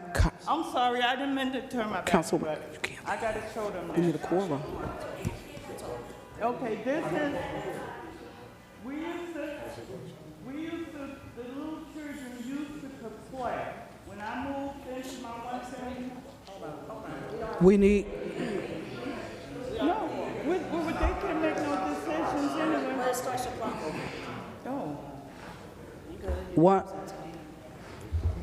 One second. That's fine, Ms. McNeil. It's not a voting session. You can continue. 1 second. Can you restart her time, please? Sure. Okay, Ms. McNeil, we restarted your time. Okay, when I bought my house, it was one family. We were happy. Then it became two. We had a little green space all over. Children could play in the backyard. Now, they want to put 3 families with no parking. They want to put 100, how many apartments? 190 something? 194. Get off here, get here, get to this council meeting. If you're able to get here, get down and support this. We don't need no more big developers coming in here overcrowding us. And then this has to stop. It has to stop. Yes, I'm yelling. They say I yell too much, but that's just me. Thank you, I Ms. still got 2 more minutes. And What it is, the Garden State Reading. okay, it's Garden State Growth Zone, addressing the exemption of Improvements to real property from taxation. and that means that all these big developers, big, who are building these big buildings are not paying taxes. And I gotta count my pennies to make sure I got enough in there to pay my taxes. And if I don't pay my taxes within 30 days, they can put a lien on my house. Do you know that? No. You sitting home and not down here at the city council meeting? Do you know? Count those pennies to pay your taxes after 30 days. Once the tax bill come out, research it. And this lady don't come up here and do no false information. After 30 days that those bills are released, they can put a lien on your house. Anyone up there want to dispute me on this? They only have How many more I one got? year. They only have 1 year. That's it? Yeah. Who don't support this? Shame on you. Councilman Jackson, thank you. Next speaker, Madam Clerk. Next speaker, Madam Next Clerk. speaker is Nikki Brissett. Please state your name. Thank you. It is. The heat is coming on. Next speaker, Madam Clerk. Nikki Brissett, 4th Ward. It's often said that black residents are unwilling to work, but this is a significant misrepresentation. Many black men who resort to selling drugs, for instance, are high school and even college graduates. Past challenges include incarceration, severely limit their employment prospects, creating a cycle that can lead back to the justice system. All they seek are fair, equal job opportunities. Instead, these opportunities seem disproportionately allocated to other demographic groups. This is a critical issue. Black Americans have historically advocated for the rights of other groups in the United States. Yet, as these groups have grown, it feels as though many have turned their backs on the black community. It is disheartening to see a lack of reciprocated support. It feels as if the same conditions some left in their home countries are being recreated here, driven by self-interest. I believe there's a double standard at play. If Americans adopted a similar mentality when visiting other nations, we would likely face expulsion. Other countries often require to prove your worth to live there, a standard I believe should apply here as well. Jobs, infrastructure, and racial division are not just personal issues. They are policy issues. The council can act by demanding local hiring in the city contracts, by enforcing anti-dumping ordinances, and funding infrastructure, and by passing resolutions that unite our Black and brown communities with shared youth and culture investments. Thank you. Thank you. Next speaker, Madam Clerk. Yes, next speaker is Eddie Olivares. Please state your name and address. Eddie Olivares, Paterson, New Jersey. Good evening, Paterson. I am so disappointed at you, Mims. I am so disappointed. You know, Councilman Jackson, you always... What do you call people who do stupidity? Stupid. That's all you can call them. You know, how long ago, you've been working on this presentation that you wanted for Mr. Barron. He is an authority. All of you together can't do 1/10 of what this man has done. But I'm not surprised, Mr. Jackson. Anything that comes from you, a presentation coming from you, these people are terrified of. And let me tell you, it is so disappointing. It is so disappointing. And as you know, in fact, I'm going to do what I've been doing lately. I am talking to you, people that are watching this meeting. I hear there's 25 or 30,000 of you, plus the people here in the chambers. You know, yesterday or this morning, I read Marisa Davila. She put something on Facebook saying that she's running. And one of the things that she says is that consistency matters. People watching, people here, listen to her words. Consistency matters. She's going to be, she's telling you she's going to be consistent on doing exactly what she's been doing for the 12 years she's been on this council. She's going to work for the developers. That's what she does. Mr. Jackson, you were doing some calculations on these people that pay no taxes. If you take 25 of those projects that pay no taxes, and you count for each one of these people $1,000 coming from these developers, that's $25,000. That's probably a better calculation than whatever it is that you were doing. I wasn't really paying attention. But again, I tell you people, I am running. Guarantee you, I am a hell of a lot better than the 3 people that are running for councilman at large. We have here, Casey Melvin. He is running. Guarantee you, he is better than what we have here. He's a hell of a lot better than Marisa Davila. And she's telling you she's going to be consistent. You re-elect Marisa Davila, you can expect that her sister is going to have more positions than, by now, Joel Ramirez. So she's competing with Joel Ramirez. I mean, it's everywhere. They're everywhere. And so, people of Paterson, listen to me. Councilman Jackson, Eddie Olivares, Casey Melvin. Thank you. Madam Clerk, next speaker. Yes, the next speaker is Charles Barron or Barone. State your name and address, please. Thank you. Charles Barron, New York City. I would hope that you would allow me more than 3 minutes. I came all the way from New York City. If not, at least there is a process in place. I understand, because I was in the city council. Well, okay. Let me finish. Just don't start the time yet. Well, but I've been in the city council. I've been in the city council Right. for 14 years in New York City. In the state assembly for 7 years, they always express courtesy to a council member coming. They don't limit them to 3 minutes for a public presentation.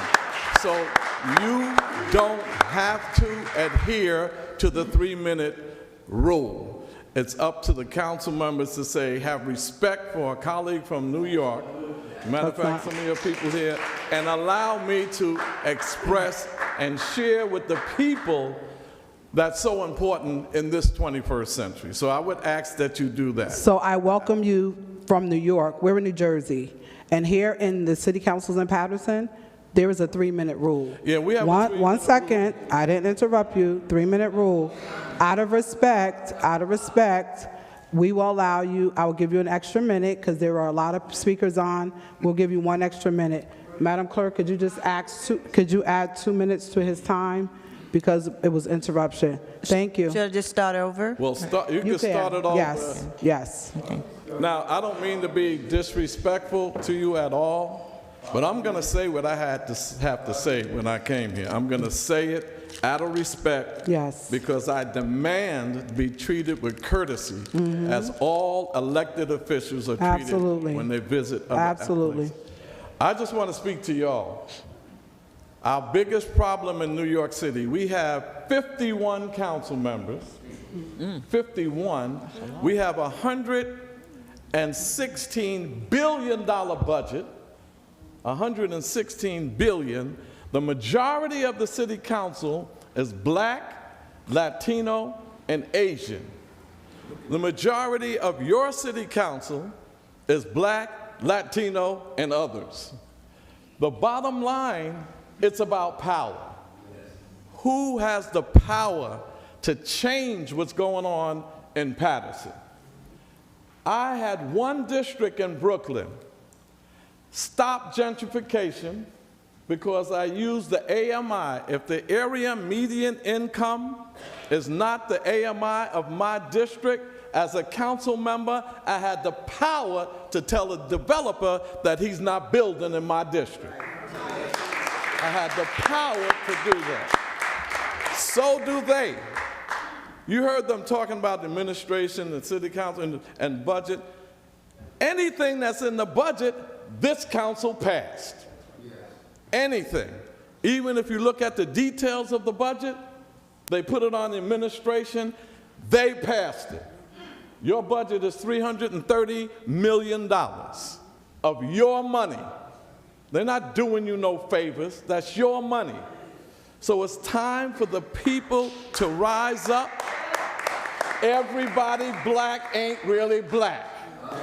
Everybody Latino is not really for Latino people. Developers put black faces in high places and make you think you made progress. The first black this, the first black that. And once they get in, they'll let you come here. They'll let you come here. They'll let you come here and vent, because they know when you finish speaking, they're just going to pass whatever they want to pass, whether you like it or not. This is what they do. I didn't come here to vent. I didn't come all the way from New York to vent.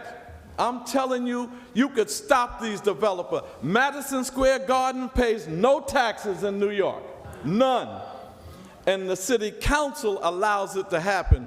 This city council should not say, we don't have enough money, so therefore we're going to take money from libraries or take money from youth centers or take money from vital services when you're not having the developer pay a dime in taxes. That is unheard of. Thank you, Mr. Assemblyman. I'm not stopping, so y'all was giving another minute. You said you was giving, it was I only gave 3 him, minutes. the time went up, I gave him 2 extra minutes.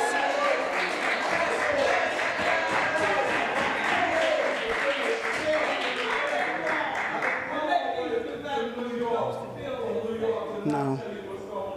This is what can happen with this council.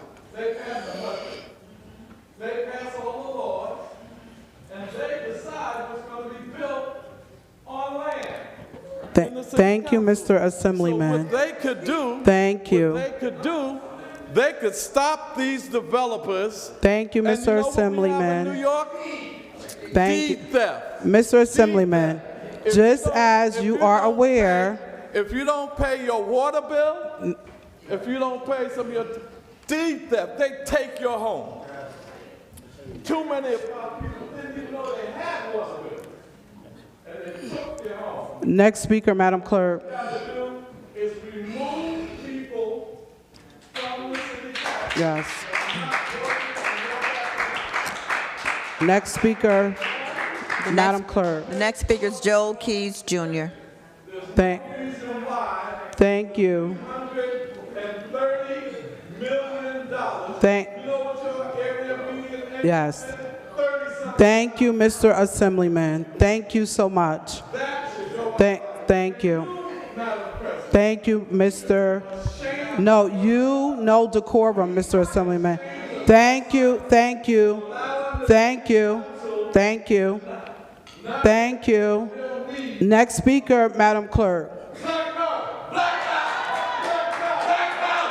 Next speaker. Next speaker.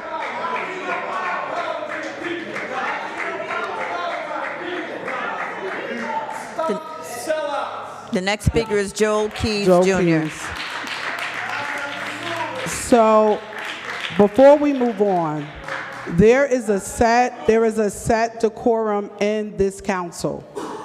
Anyone that has sat in these chairs in any jurisdiction knows that. Point of order, Council President. So I am if you're putting it utilizing back more on time, Councilman if you're going to Jackson, utilize more time for yourself, I'm not going to allow that to happen. Councilman Jackson, If somebody was you up have there 3 singing you praises minutes. and they bringing you You flowers, have 3 let them minutes. speak for Councilman Jackson, unadulterated Mr. length Keys, of time. next speaker. This gentleman Next who has speaker, served for over 20 years, But 15, Councilman 14 Jackson, on you're the out of council, order. 7 Next on the state speaker, assembly, next and you're going speaker. to disrespect him that Next way. speaker, Mr. Keys. And then you're going to see and try to get a word in. You're Councilman not going to do it. Jackson, If Councilman Jackson. nobody else can speak after the Councilman speaker, Jackson. you can't speak Councilman- either. Councilman the council Jackson. president doesn't give you No, more but you authority did than it. anyone else. Councilman Jackson, you're out of order. I'm not You out did of it. order. You're out Councilman of order. Jackson. For what you just did to No, the for gentleman, what you've done. you're out of No, order. you're out- because You're out you of brought order. him here. Next speaker, Madam Clerk, you brought him here. Next State speaker, your Madam name and Clerk. address, please. Mr. Next Keys. speaker. I had a speech that I was gonna write. Y'all know I always have my script ready. But I picked up Charles Barron because the day after the last meeting, Bilal Hakeem called me and said, Charles Barron is gonna do a presentation at this meeting. He said, I'm working on getting somebody to pick him up. I said, what? I'm picking him up. That's my idol. That's one of my idols. If you know anything about me, when I come up here and I speak on, that man is legendary. I idolize that man. I'm embarrassed for all of Paterson I remember I was yelling out one time when Khalik was the president, and I was yelling out to him, I was saying, what are you, a fucking robot? What are you, a robot? A robot could do that. Just go by the script. You don't have, are you a human being? If you're a human being, then you're able to adapt and adjust. You are behaving the same. Are you a fucking robot? You can't adapt and adjust. This man told you how it is and how it goes down with other council members. I'm embarrassed for all of Paterson. I can't believe we did that to this man, an idol of mine, a man who came here. He could help us, the people especially. He also could help the council members. What I have here, this is a post that I wrote. It said, Charles and Inez Barron successfully prevented gentrification in their East New York, Brooklyn community for all 21 years they served on the New York City Council and in the New York State Assembly. They established an environment that did not involve an us against them scenario because the politicians, developers, and the people represented an us category with no entity representing a them category. When there's no gentrification, there's also no serious issue with evictions. Conversely, in Paterson, there is an us against them environment because the politicians have sided with the developers against the people. They've become bedfellows with the developers, creating an us against them dynamic. The people represent the us category, and the politicians with the developers are the them category. Because we have a serious issue with evictions, and gentrification is inevitable. We can't transform this situation with the mayor and the council members remaining in their respective offices. Thank you. Thank you, Mr. Keys. Next speaker, Madam Clerk. Next speaker is Bilal Hakeem. County, state your name and address. Thank you. A'udhu billahi minash shaitanir rajim. I seek refuge with Allah from the devil. And Council President, you are a witch. Yes, you are a witch. What Councilman and former Assemblyman Charles Barron mentioned, you know this is decorum. I personally have never held no elected office, but I've traveled places. But because of my stature, people have extended the courtesy. Mr. Hakeem, no doubt about it, yes, sir. And you won't do that right there? You're a disgrace. And you're a part of the problem. Yes. And your seat is in jeopardy. Your seat is in jeopardy. You think you're untouchable, but you're not untouchable. I came to mention something else tonight. But I want to say this again. I said this here many times. Anytime an attorney, anyone that deals with legal, cooperates with the force of evil, you're undermining society. So I say to you, corporate counsel, you be careful. I'm not speaking to your mind. As the young girl said in the movie, Sarah's Oil, and you need to see it, I'm speaking to your soul. I'm speaking to your soul. The BA resigned, and the person over here in personnel, she stepped down, as Councilman Jackson mentioned. Why? Because she was doing illegal stuff, and nobody's chasing them. Y'all just watching this and stuff, and as Councilman Barron said, you'll sit here for people to vent, and then you ain't gonna do nothing but just go along to get along. I played the tape of you. I say to you, you can change your position. If you change your position, no problem. What is your position? Is that your position, what I played on the tape? In terms of mentioning what Kanye West said about George Bush, you mentioned about Mayor Andre Sayer, who is a Shayateen. Yeah, he's a Shayateen. He's a devil. Yeah, the mayor. If you knew some of the evil stuff, this is not rhetoric I'm talking.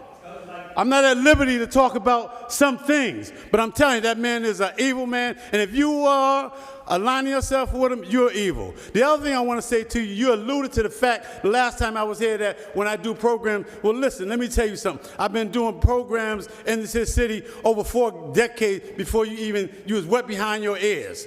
And you ain't never seen Bilal Hakeem come before any of you with his hat in his hand. We do our programs, we ask you to come, you come, or you don't come.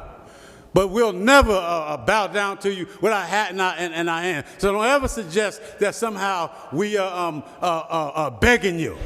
The mayor race is coming. Do any of you know when the mayor race is? May what? Okay, why don't we know the date to pull petitions? Because one of those seats at council at large gonna be mine.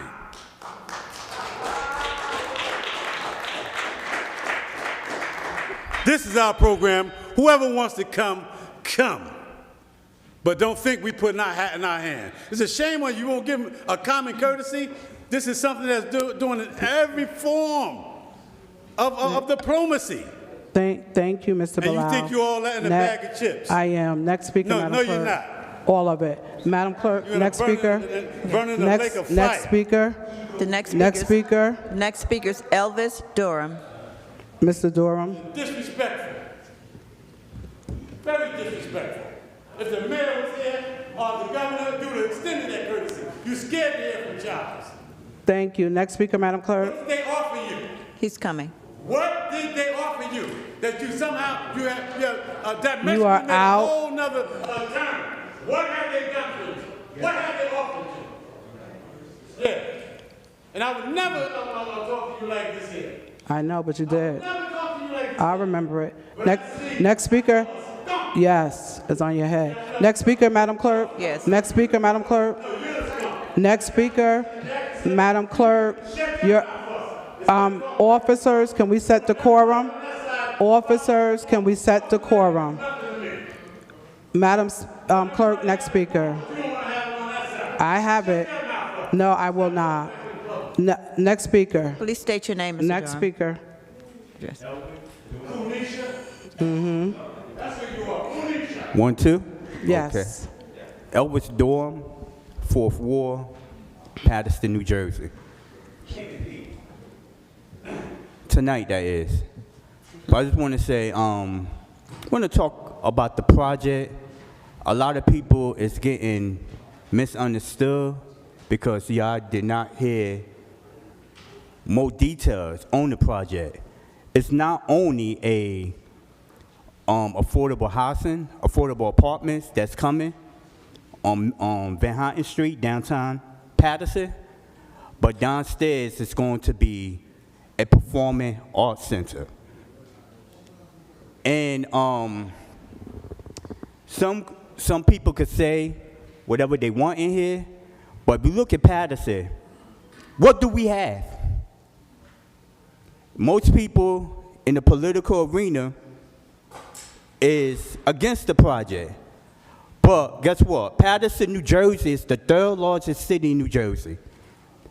I'm born and raised here. In the downtown area, they don't hire black people. So to the guests that's here, I want to welcome you to a city that has the biggest shopping center in Passaic County that do not hire black people.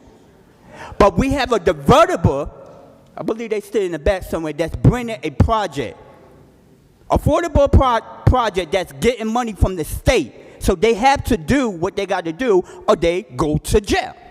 Affordable apartments, affordable, with a performing arts center that's going to hire not only African Americans, but other race. And also, they are parking available. This parking garage right next to it holds 836 parking for any type of vehicle. So I just want you to know that.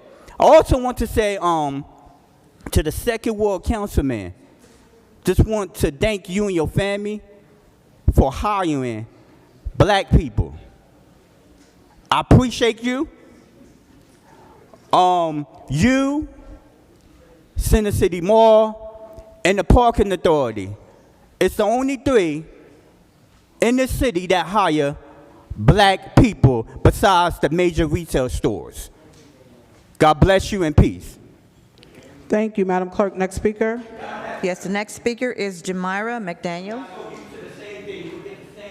Jamira McDaniel. I think she left, Madam Clerk. Okay. Next speaker, Madam Clerk. Sure. Next speaker is, one second, Lorraine Collins. Lorraine Collins. She left with the other group as well, Next ma'am. speaker is Alatrice Wade. Ms. Wade. Please state your name and address, Ms. Wade. Thank you. Hi, Alatrice Wade, Paterson, North 7. I normally don't come to the council meetings. This is my first time here. I live on North 7, and I heard the other councilman speak about the mice running around outside. But how about when they're in your house? When you can't put your feet down on your floor because they're running through your house.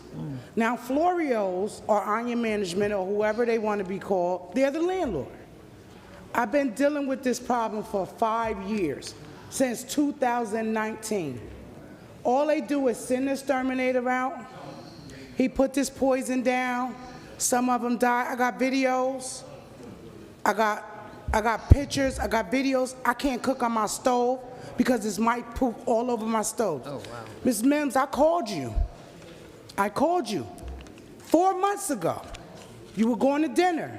You still eating? Because you told me you'll call me back when you come back. I still haven't got a call from you yet. I'm living in this every day where I'm mopping up my shit. I'm sweeping up my shit. It's in my bed. I'm trying to get my kids out of this apartment. Florios, Onion Management, they not being held responsible for this. I found another apartment. Now here, it's December, it's Christmas. I don't have no gifts for my kids because I gotta take $6,000 to pay a new landlord and a realtor plus $45 application fee of money that I don't have. And he's not being held responsible. I go to him and say, okay, let's do this. I'm with you. Let's find me another apartment. We could just switch the deposit over to them. You want to put me on Godwin Ave. You want to put me on 12th Ave. You want to put me on Mercer Street. You want to put me on Rosa Parks Boulevard. But then you tell me, I said, well, what about the new buildings? You know, I got some. You don't qualify for the new buildings. I don't qualify for new buildings that you're building in a city that I have been a resident in for 50 years.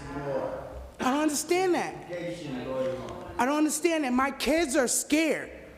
They're scared to get off their beds. They're scared to go to sleep because it's just everywhere.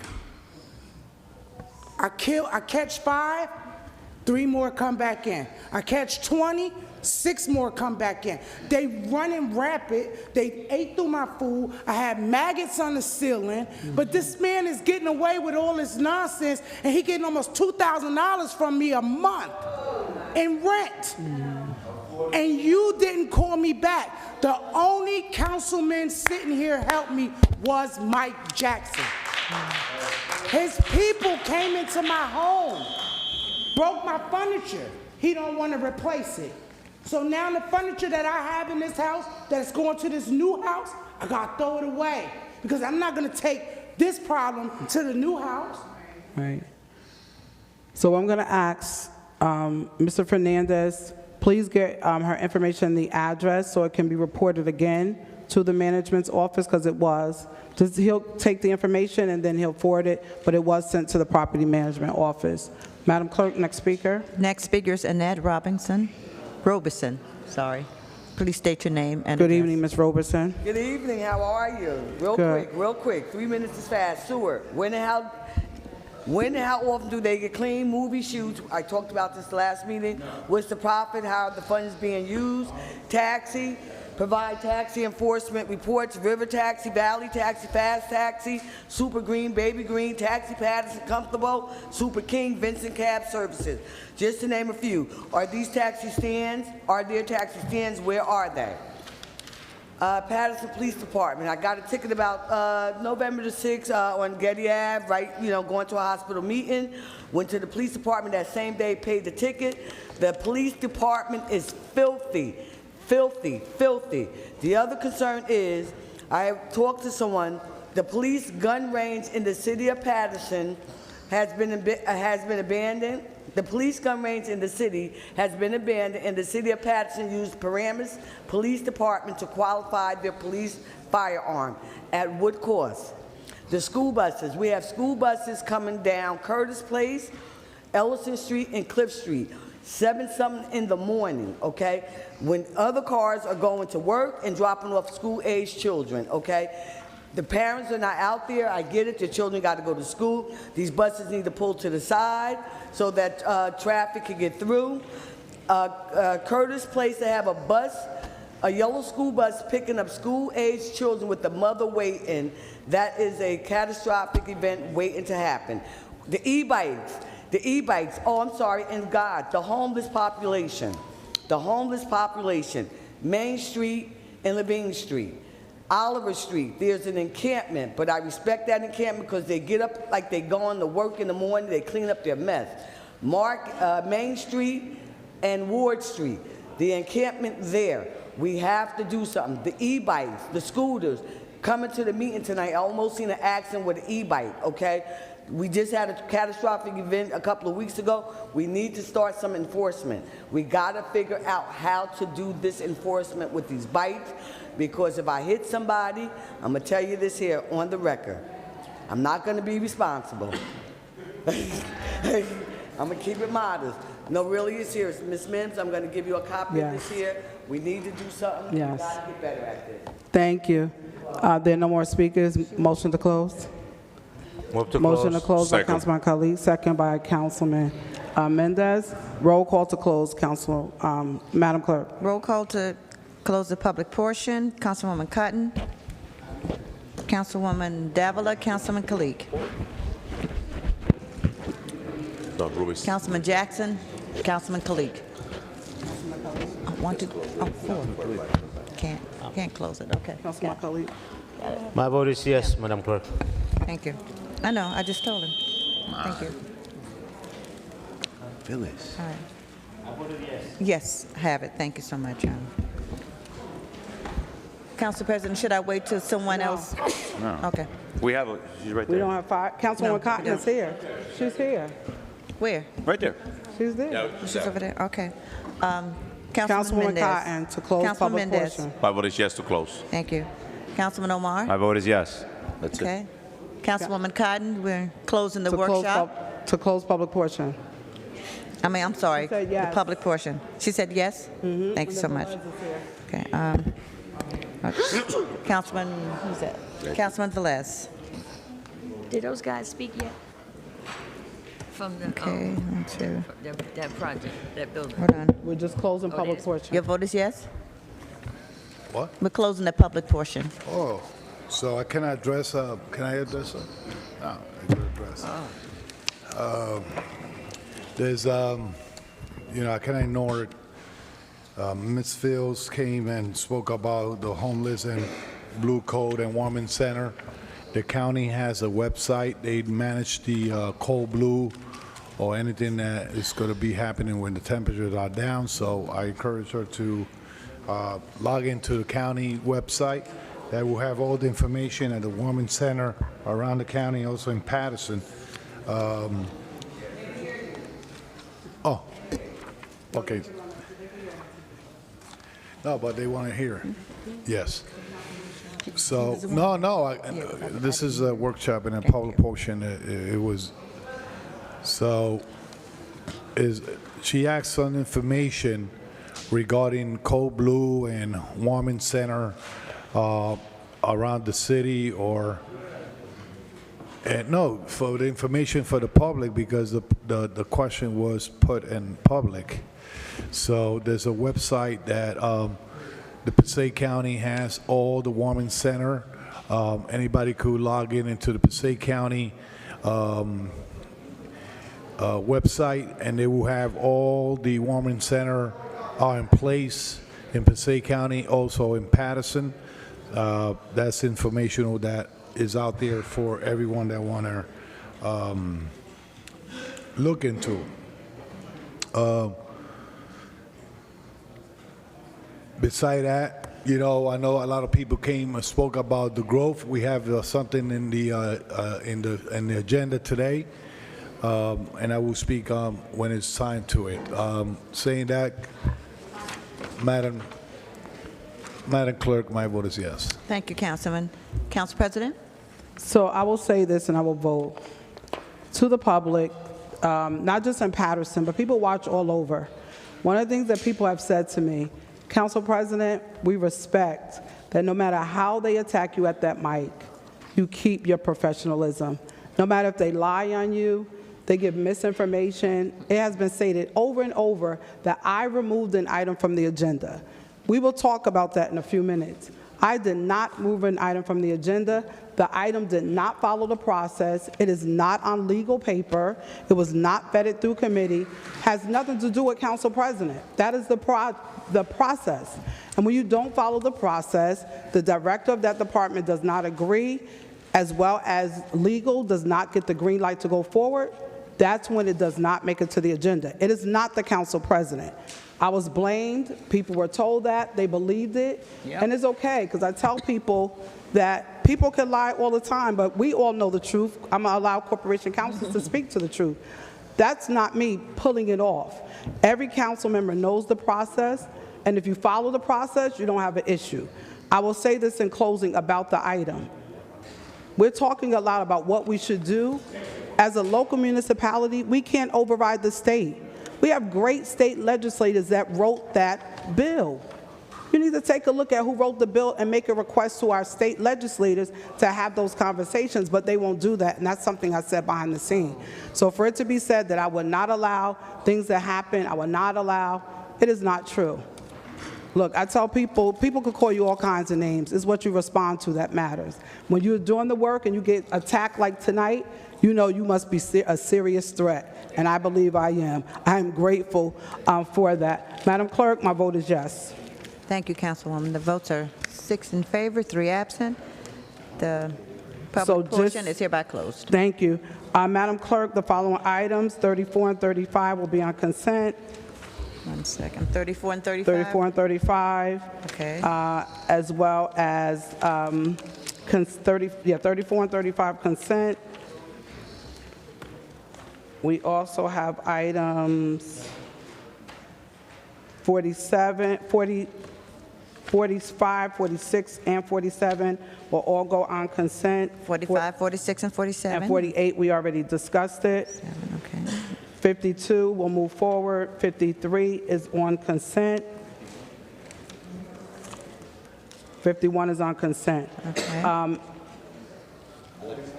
Yeah. 51, there's no sponsors. There's no sponsors on 51. On 51, there's no sponsors. Council President, on number 15, I want to leave it in regular, and I want I have it on regular. Oh, 50 is regular. okay. 50 or 15? 50 is regular, and 49, I want to add Councilman Omar Eby. So we're as- going to discuss that. We're not going to discuss that right now because What? we're not going to discuss it yet. Because, yeah, we don't have we're not going to discuss that item yet. We can put it on regular. 49 will go on regular, Madam Clerk. and, At this time, economic. 49 is regular, right? Yes. I also add Omar Eby as sponsor. Okay, Councilman Obar will be a sponsor as well. Is our Director of Economic Development here?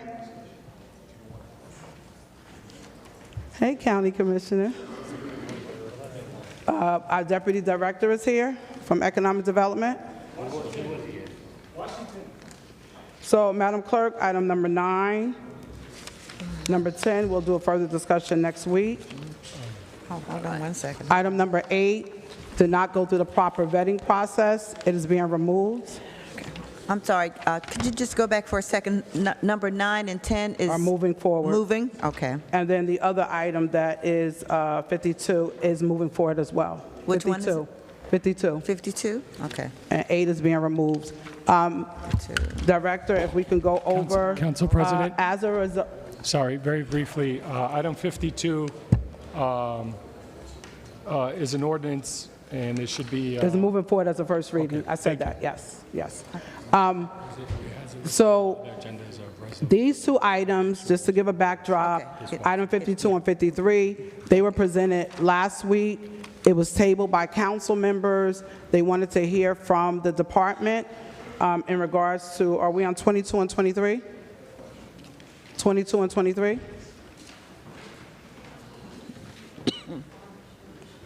The letters of support.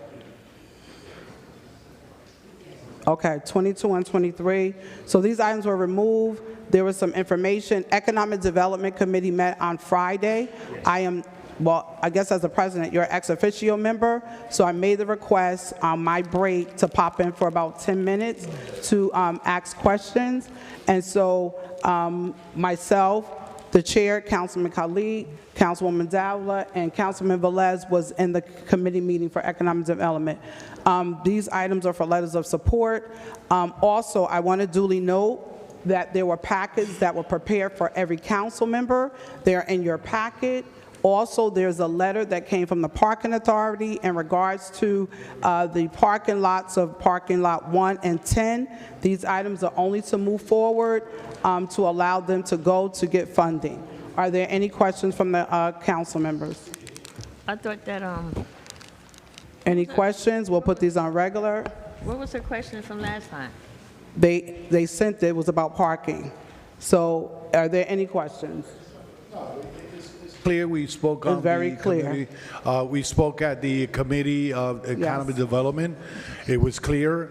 There will be a compromise contract after the project's fulfilled with the Parking Authority, and all residents are mandatory to park in the designated parking from the developer, and it was clear that the parking will be free for the residents of that project. So, and the other thing I was also satisfied is that is a low income project for residents. I'm well satisfied with the numbers and how many the rent is going to be there, and I think is a plus for a property have been abandoned for many years. That's why, and I'm going to say this, Council President. That's why when people talk about, and nothing to do with this project, but when people talk about the New Jersey growth, okay, let's speak with the real numbers. In 2014, we have 1,100 abandoned property in the city of Paterson. Up to now, 2025, we have reduced those abandoned property almost 80 to 90%. Yes. And we're not talking, sir, I'm sorry, I didn't want to. And we're not talking about only development. If you look at the Hinckley Stadium, other places here being constructed under, taking advantage of the growth of development growth of the city of Paterson.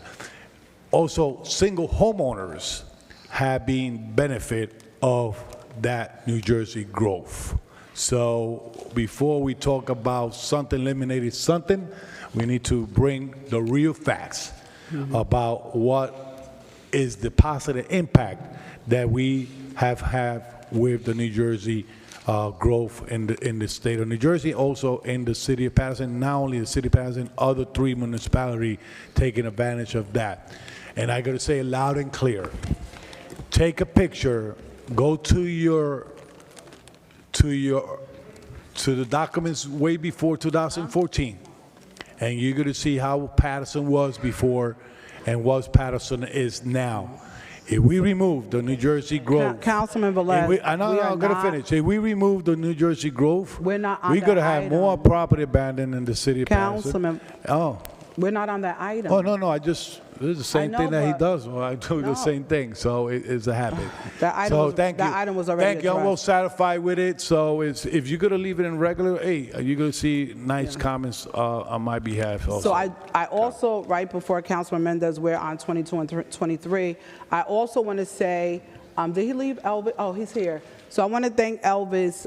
One of the things for me, I don't just sit and get my documents. I go to the property. So when I saw that parking lots 1 and 10 were a part of this project, I made requests to find out how many parking spaces are in each parking lot and all of that. So in parking lot 10, there's like 835. Parking lot 1, there's 836, and there's almost 900 in the other parking lot. So there is a letter that was done in August by the parking authority, which I've sent to the clerk to make sure all of the council members are aware of that, which was a part of the planning board process. But I want to commend our chair, Councilman Khalik, from our last meeting. That was the request made. I also want to commend our Economic Development Committee for sending that packet out. It was sent to every council member on that Friday right after the meeting in your due diligence. As stated, these items are for letters of support. If they go before these 2 finance boards and they don't get approved, then they have to find funds elsewhere. We are not approving the project. The project is already approved. Councilman Mendez. Thank you, Council President. But even though we're not approving the project, we know that the letter of support is very important for this project to go to the next level and is to go back to the state. Then that is the reason why they're here for the second time around, because it's important to get the approval of this governing body.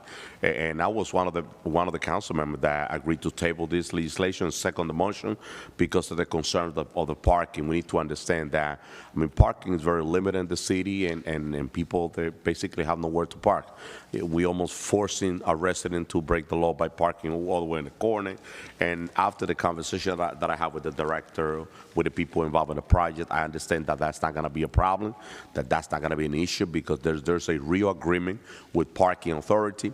I've been in support of the project in terms of the affordable housing for our senior, because that's a need. We are in crisis of more affordable housing in our community for our senior, for the resident in general, and this is going to be it's going to be a blessing for a lot of residents, for a lot of seniors. And I see the structure of the building, so the structure is not going to change. That historical aspect of the building is going to remain. So I'm looking forward to see a beautiful project and do a walkthrough at the end of the project, because I know it's going to be very, very beneficial for our community. Now I'm ready to vote in support of this project. Thank you, Council President. Thank you, Councilman Mendez. These items will be on regular.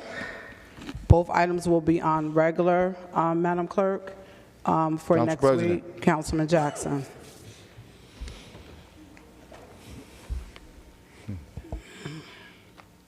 I'm not surprised one bit. It's so easy to sell City of Paterson.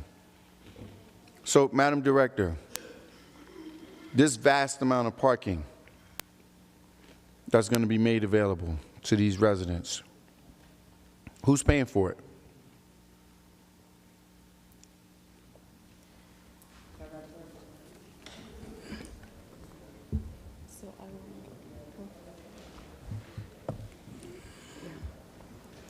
So I just want to be clear. So the developer would be responsible for covering the cost of that? The developer is going to be responsible for covering costs to the parking authority for every single tenant that's in the building. For the spaces that they will be utilizing? How many spaces is that? So if you look in the packet, it spells out exactly the number of spaces that would be dedicated to this project. Here, the issue that I have, Madam Director, which I completely respect that, but the people who are watching at home, they don't have a packet in front of them. So I'm asking a question, not for, I already know I'm not supporting this item. I'm asking the question so that people at home would know for 194 units. It's 274. You want to, okay. So at this time, I'm going to ask Adam Fayea to come forward and speak. Thank you. Adam Fiella from Sills, Cummins, and Gross. Thank you, council members. To answer that specific question, there's up to 274 spaces available for the tenants.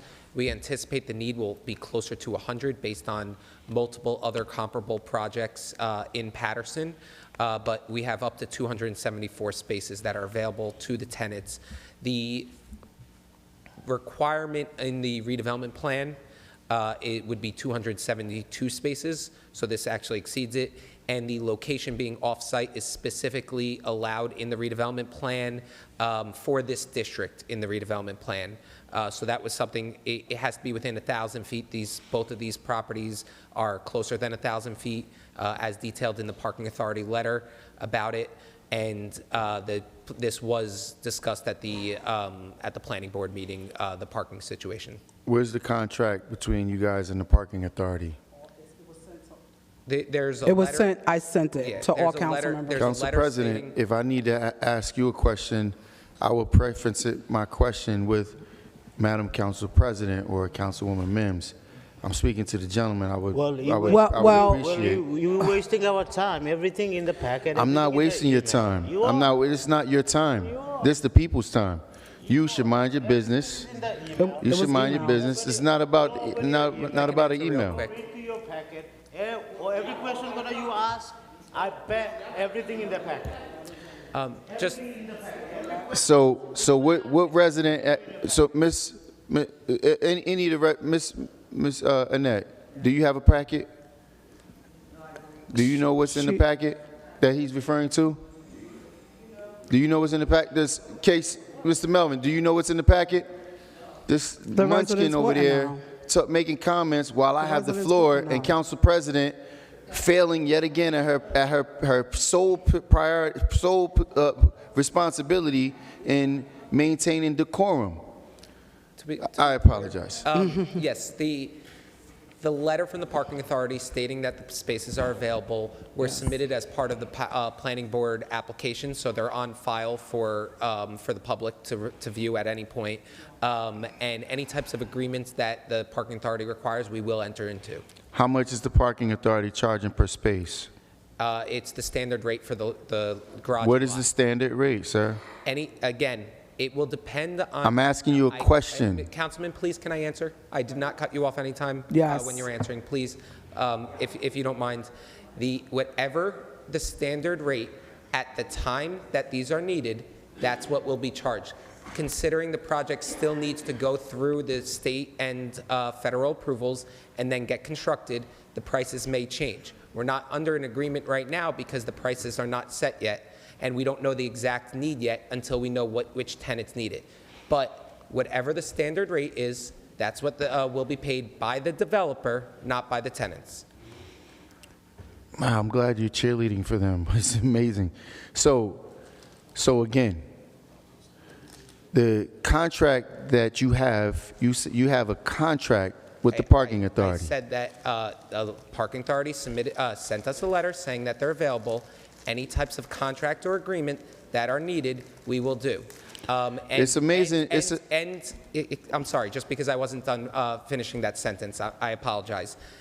We won't know how many tenants need it until the project is built, but there are up to 274 available for the 194 100% affordable senior units that are being constructed as part of the project. That's fantastic. The gentleman whose name is Eric, who is he with respect to this project? Eric? Yes. I'm not sure if I know an Eric. Do you know a last name that I can help out with? I do not know. I apologize. I don't know if there's an Eric. We have an Alex Barrett who's representing the developer. We have Tony Marquetta, who's former HMFA head that is a partner on the project. We have our architect, Tony DeAugusta, here, but I don't recall an Eric. I don't think that was the landscape engineer or civil engineer. I'm not sure if there is an Eric on this project. Well, I met a gentleman there who called me and requested that I meet on the site, who had access to the site, who opened the entire site for me to walk through. He preferenced himself as the owner. Do you know when this was, just so I can ask? A month and a half ago. Oh, a month and a half ago. Yeah. Do you have an Eric? There's no Eric of the ownership property that I'm aware of from the month and a half ago. If you're talking about years ago when it was owned by somebody else, I still don't know an Eric then. I'm talking about... But a month and a half ago, no, I don't know an Eric from a month and a half ago that has access to the site and is part of the ownership group. Yeah, okay. So it's fine, because many of the residents know that I don't fabricate stories. I don't have no reason to fabricate stories. I just don't know an Eric. I walked through the facility with a person who was soliciting my support, and when I asked him the question that I just asked you, his answer was the cost would be passed on. The residents will be responsible for paying for the parking. So I'm just trying to make sure that we're placing it on record, that we can go back to, that you guys are covering the cost for parking. Correct. But you Placing don't. it on the record. But you have not negotiated a rate. It would be the standard rates of what they charge when the spaces are needed, aka after it gets built, and we know which tenants need it and how much. So do you guys not have a pro forma that you had to put together for your projections for the next 10 Certainly years? project it. And within your pro forma, you just put it's a standard rate for parking? Councilman, I don't have the numbers in front of me. I cannot tell you the exact amount at this time. We certainly have projected numbers, or are going to need that for every application for the HMFA and for the EDA. I don't have that number for you. How about the process in which these residents are going to gain access to the parking? Because currently, the building that's right next door to you, they had the same agreement, and they have the same agreement worked out with the parking authority. But yet, all of their residents are online at 5:30 in the morning in front of the parking authority paying for vouchers, for monthly vouchers for parking. So the residents at 13 and a half Van Houten, most definitely. In fact, we had meetings when the parking lot across the street was being constructed, and they had to make provisions for them to park over on Cianci Street. And all of those residents pay for parking. So I'm just trying to be clear, because that's one of my biggest issues, that no resident is going to have to pay for parking. If they make a submission, what is the process for a resident in requesting parking pass?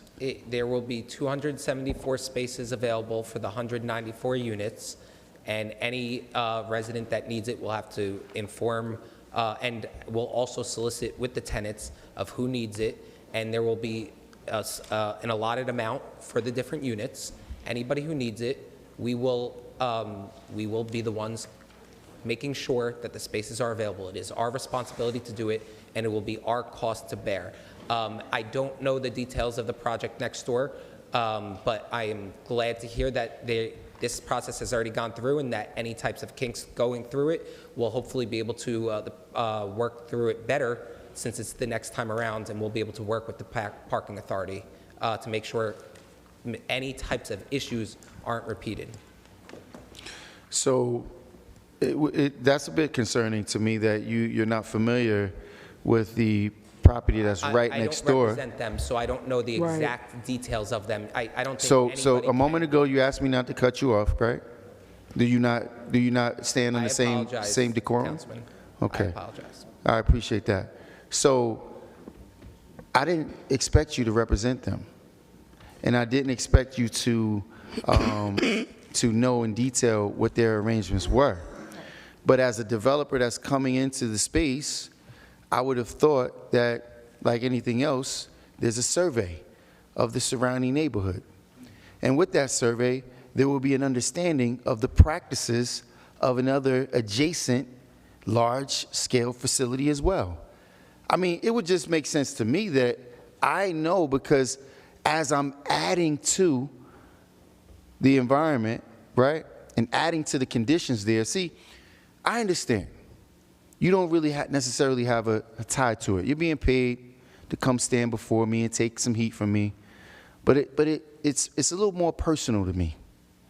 My cousin was murdered right across the street from there, just a little more than a year ago.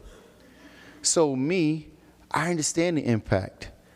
I have residents that I represented there for many years that have been struck by motor vehicles because of the traffic that's in that space. So there's a lot of things for me that might make sense because I live here and you don't. So I do understand that. I do understand there's a disconnect here. So the impact that it has, for example, when residents have to drop off their groceries, what is the plan for that? What is the automobile plan for when people are going shopping and they have 10 bags of groceries? Do they park in the parking garage that's less than a mile away, you said, or 1,000 feet? Okay. Okay, so how close is it?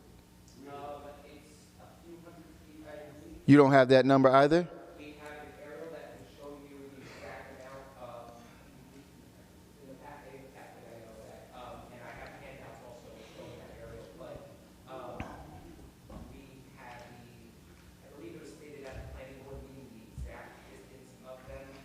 Were you not in the planning board meeting? But it's not really that important to you. Well, how's it not any question I have is fair. Council President? Any question I have is fair. Councilman? Any question that I have is fair. There's no need for you to get offended by any question that I have. Did I ask you how much you're being paid to work this job? I asked you a fair question. Is it not that important to you? And you think that that's not a fair question? I think the implications that this is an important... There is no implication. It's a question. Please. I didn't accuse you of being racist. I didn't accuse you of being biased. I asked you a question. Is it not that important to you? Of course it is important to me. Okay, so that means you would have known the number. Please. No. Don't please me after you insult me. I didn't insult I'm here to do a job on behalf of the public. I never insulted You're here to do a job on behalf of your employer, right? But I'm here to do a job on behalf of the public. Any question that I have has merit. I didn't insult you. I don't think it was an insult. Maybe you may feel that way, but feelings don't matter. Facts do. I didn't call you short.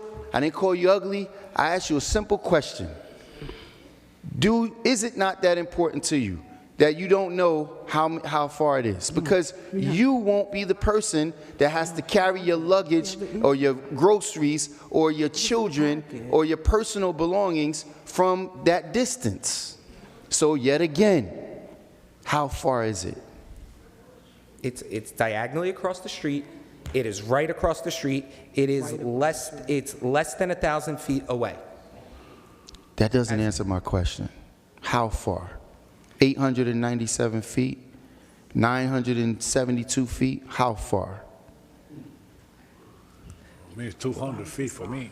We can provide the exact measurements for you of the distance that was, I believe, even stated at the planning board meeting. Right. And it is, and the requirement of less than 1,000 feet is what this council adopted in its redevelopment plan.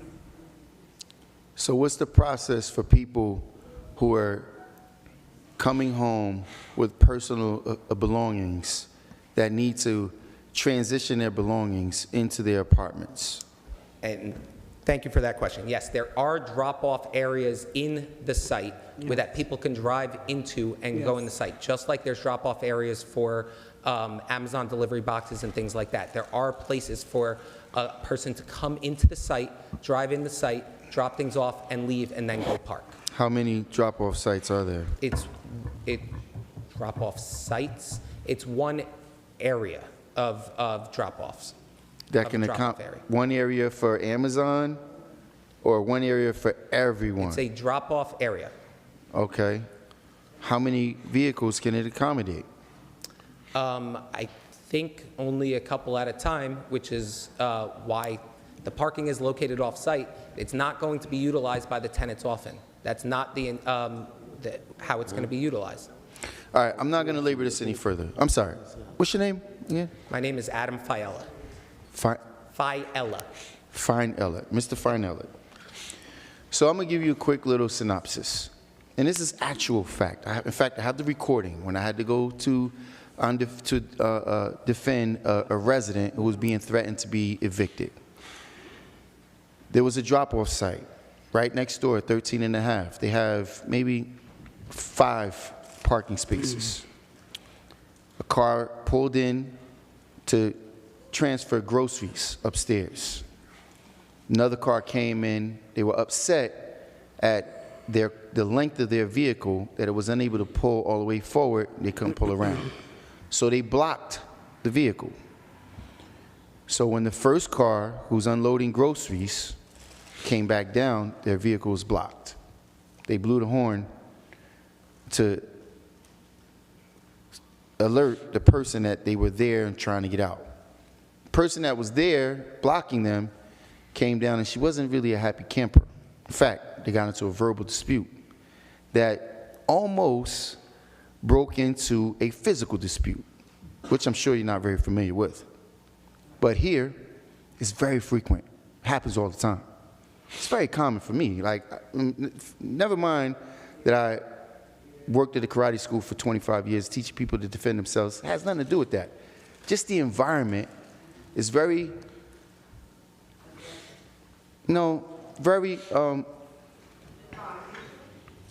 it's not, I mean, that's not the word I'm trying to use either, but it's very sensitive. And people take issue with things that you or I possibly may not necessarily take issue with. Like, for example, I got to go to work and you blocking my damn car. So, as it may not be as important to you, because you would be nowhere in sight when 2 people get into a confrontation and one person gets stabbed, or the children from those people now have discourse with each other.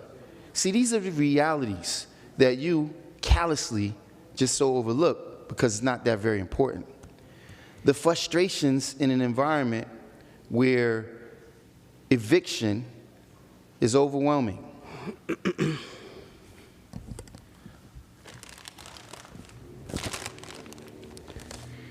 The frustration where evictions are overwhelming. And then tenants have to deal with, manage all of these stresses while when it's 1.5 feet of snow outside, or it's raining outside, or it's 16 degrees below outside, 16 degrees outside, they gotta walk 913 feet. So, I know you may be looking at, well, it's what the project allows, or what the redevelopment plan allows, or what the council people are allowing you just to get away with, doesn't sit very well with me. Doesn't. And also, in accordance to Mr. Barron, I'm not really aligned with the fact that this is being promoted as an affordable housing project, and rents for are at the numbers that they are that they're at. I mean, go ahead. You can quote them off because no one in the audience or at home has a packet. So I would love to. The director made me aware of what those numbers are. We can talk about that right now too. The affordable apartment rental numbers. Was that the question? The rents for the affordable units? How much are the rents?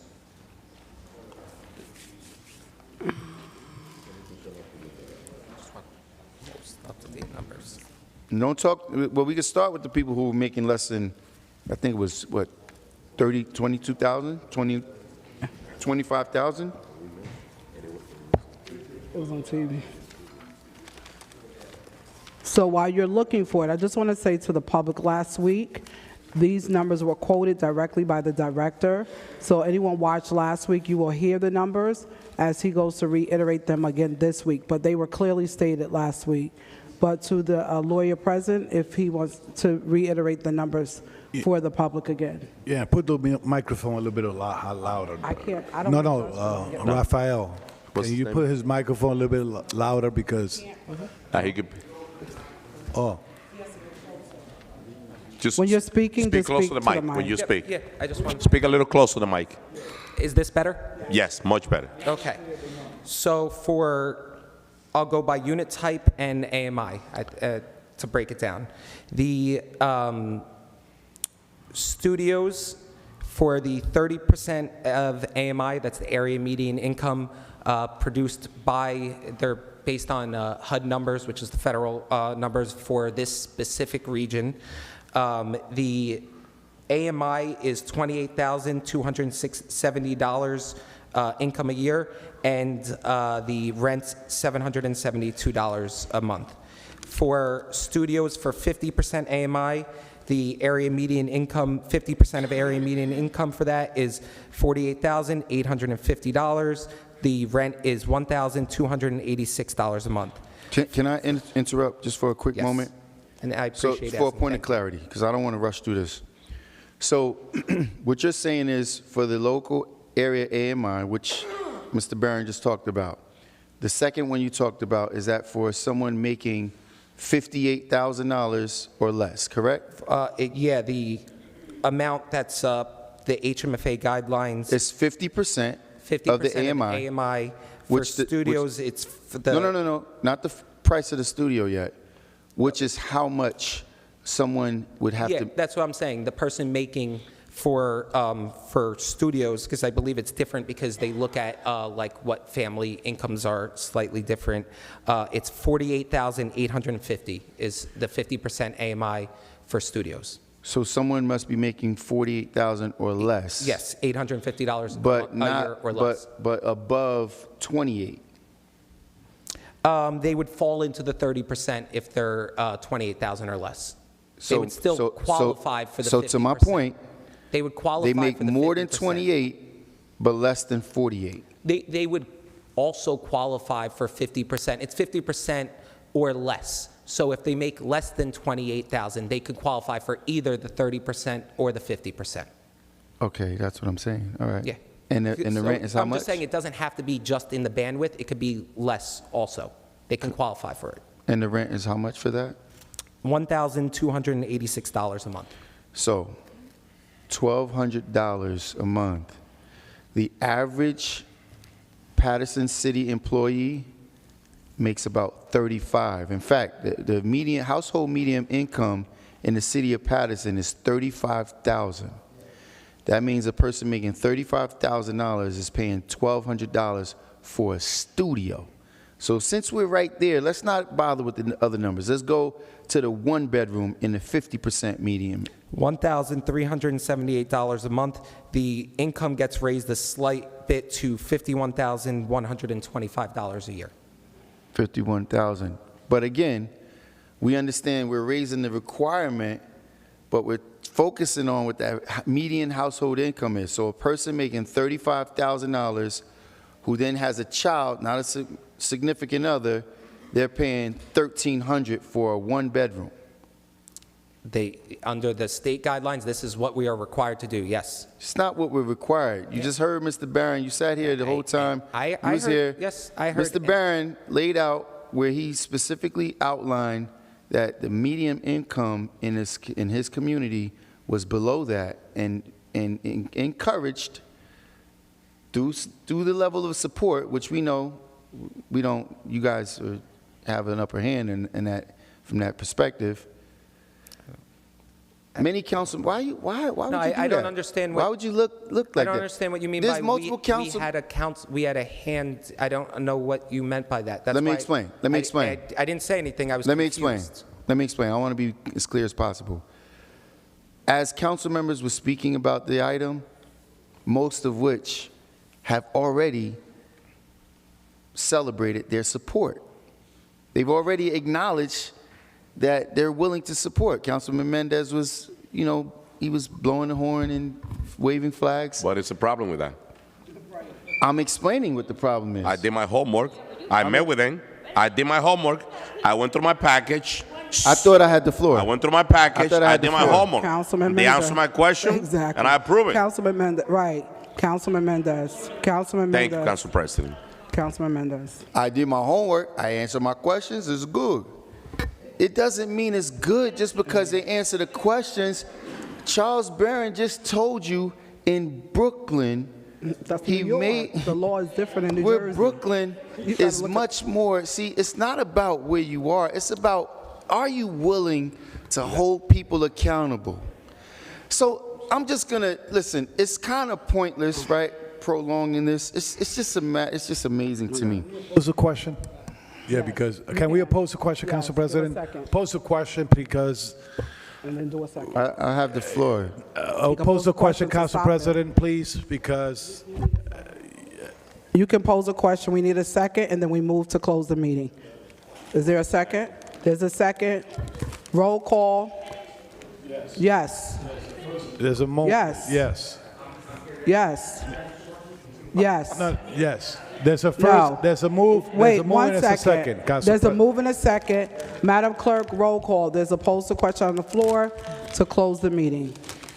We finish everything? Yes, everything is done. Yes. Council It is the entire President, agenda. I We'll pose the believe question. items number Yes. 13 and 19 were not addressed unless I They were dismissed addressed. something. I don't know, but No worries. She will- 13 is on She will regular. set it up. 13 is, On regular, and 19 is on consent. 13 is regular and 19 is consent. Thank you very much. My husky's Roll ready. call, Madam Let Clerk. me just say that if, Roll you call, got- we're in the middle of right vote. now, you got people living in one Councilwoman Cotton. room. One room. Councilwoman Cotton. we're One in- room. Councilwoman Paying Cotton. There's a motion on the floor, There's a Council motion. President. in They the- share the Councilwoman kitchen. Cotton. They share the Councilwoman kitchen. Cotton. They share the Roll bathroom. call, They Madam share the Clerk. living room. Councilwoman Cotton. Yeah, they doing all Roll that. call. $1,400 people are paying. Right. Roll call, Madam Clerk. Share the Roll apartment call. with 3 people. Roll That's call. what most of them are doing Roll now. call to poll the question, We're closing the to meeting. close the meetings. All right. Councilwoman Cotton. Thank you, Madam Clerk. I just want to say that, I hear some of the questions that's being asked, and my mom lived in Presidential Boulevard. I had to go to the parking lot. I had to keep a cart in my car to take her groceries out and bring them in. We didn't have the luxury then. I didn't live there, but my mom did. But then the issue I think here now is that, and I'm getting more calls, and you saying you are too, everybody. You got people right here, right now, renting rooms with three different people living in one apartment. They don't even know each other. Don't even know each other. Paying $1,400, $1,500 a month for one room. They got a little refrigerator in their room. They got a little microwave. They got this. And if I can get somebody a studio for $772, because the average studio is going for $1,500 everywhere. So to me, and then you have to the young lady was here, and my belief is, you have a problem. I don't think 30,000 people need to know your problem. I don't want you to come to that mic and tell us, let me try to solve your problem. Let me try to figure out how I can get you to the right person. Let me try to figure out how I can get legal aid to help you. Let me try to figure out what you can do. We have a rent lady that I send people every single day. every day for people not doing the right thing. And you know, and I tell people, when you're not being treated right, you gotta file something. Because when you don't file nothing and just come to the mic, you gotta file something to make people do the right thing.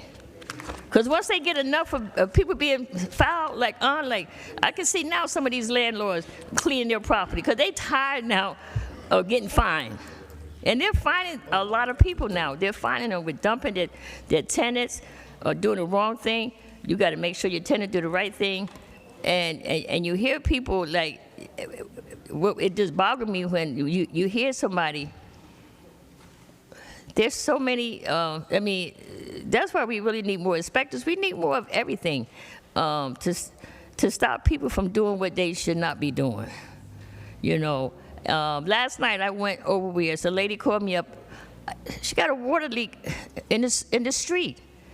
So, you know, I called Passaic Valley Water because I know they water. So to me, sometimes you got to figure out, let me just try to figure out how I can send you to the right person or how I can send you to where you need to go to solve some of the issues that, you know. And I always say to people, too, that, you know, we need to help each other. You know, people can laugh all they want. Who cares? Like, you know.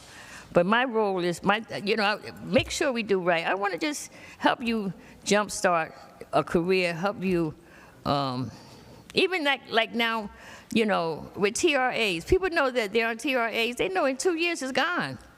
You got to figure it out. You got to be able to figure out, how am I going to pay my rent after 2 years? So that's when you try to do a career. Let's go to Addison Institute.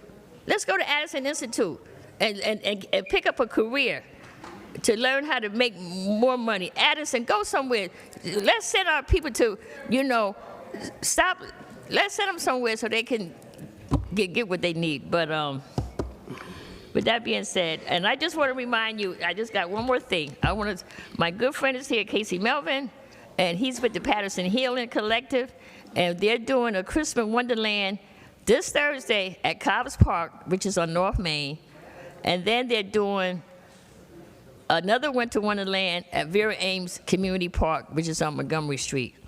You know, and I just want people to look at my page sometimes because there's so many activities going on, so many events happening for everybody to be involved with something. There is. If you're not sure about something, then you go. But if you can come out, bring your kids to the Winter Wonderland at Cobb's Park and then to Vera Ames Community Park, which is this Thursday for Cobb's Park. Next Thursday is for Vera Ames Community Park. And there's so many activities and things that are going on. You know, we need to, you know, it's about trying to find the right person to talk to. Because there's a whole bunch. I know how people feel. When you get switched from phone to phone to phone. Ain't nobody don't want to answer the phone. Nobody don't want to take your complaint. I'm going to find the right one for you. The right person that you need to talk to to help you get yourself going. Thank you, Councilwoman. And there's a lot of events. So everybody, please look at my Facebook page of different activities that's going on. And once again, Addison Institute, you want to start a new career? Go to Addison Institute. Start a new career and learn how to make some money to better yourself. Thank you. That's right. Thank you, Madam Clerk. With that being said, my vote is yes. Thank you, Councilwoman. Councilman Jackson.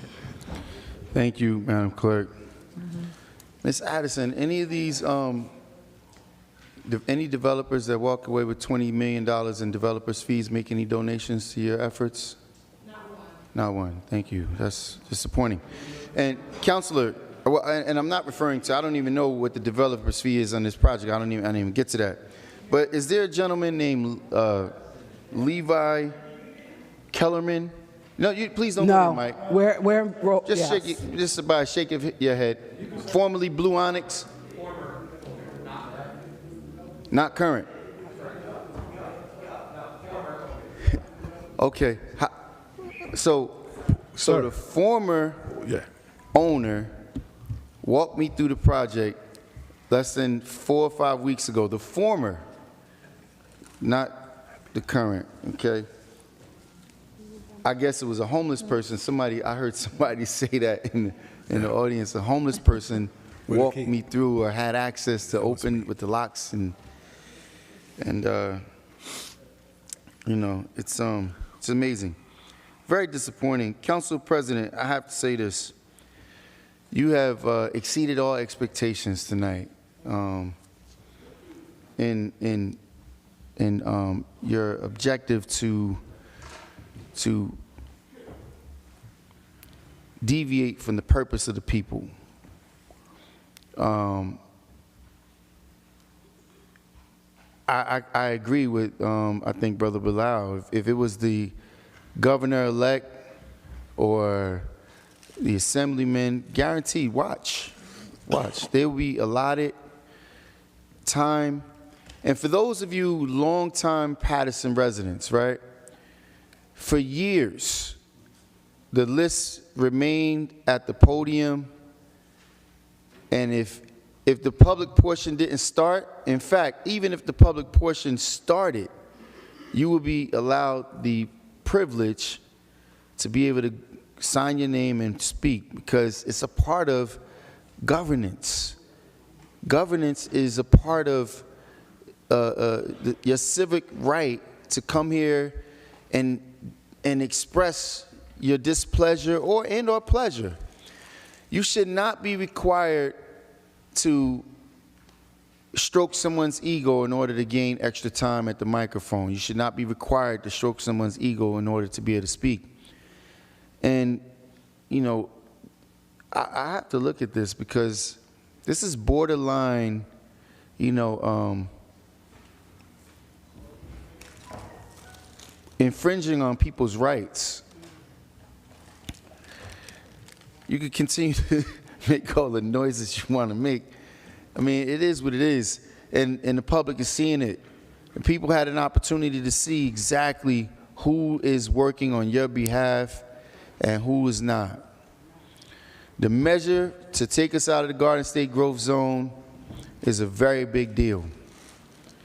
And yet, you know, even this project will be a beneficiary of the Garden State Growth Zone, where the first 10 years, they will pay 0 taxes on, well, I wonder how that works, because it's not a new build. No, you don't know what. No, that's... Yeah, I'll look at the current assessed value. But, listen, I'm by far, I was accused of not, or being against developers. That's not it. That's not the case. If you want a copy of the current pilot list, please inbox me. I will send it to you. It is going to bankrupt the city. You cannot afford to have 300 plus new developments and have them not paying their fair share in taxes.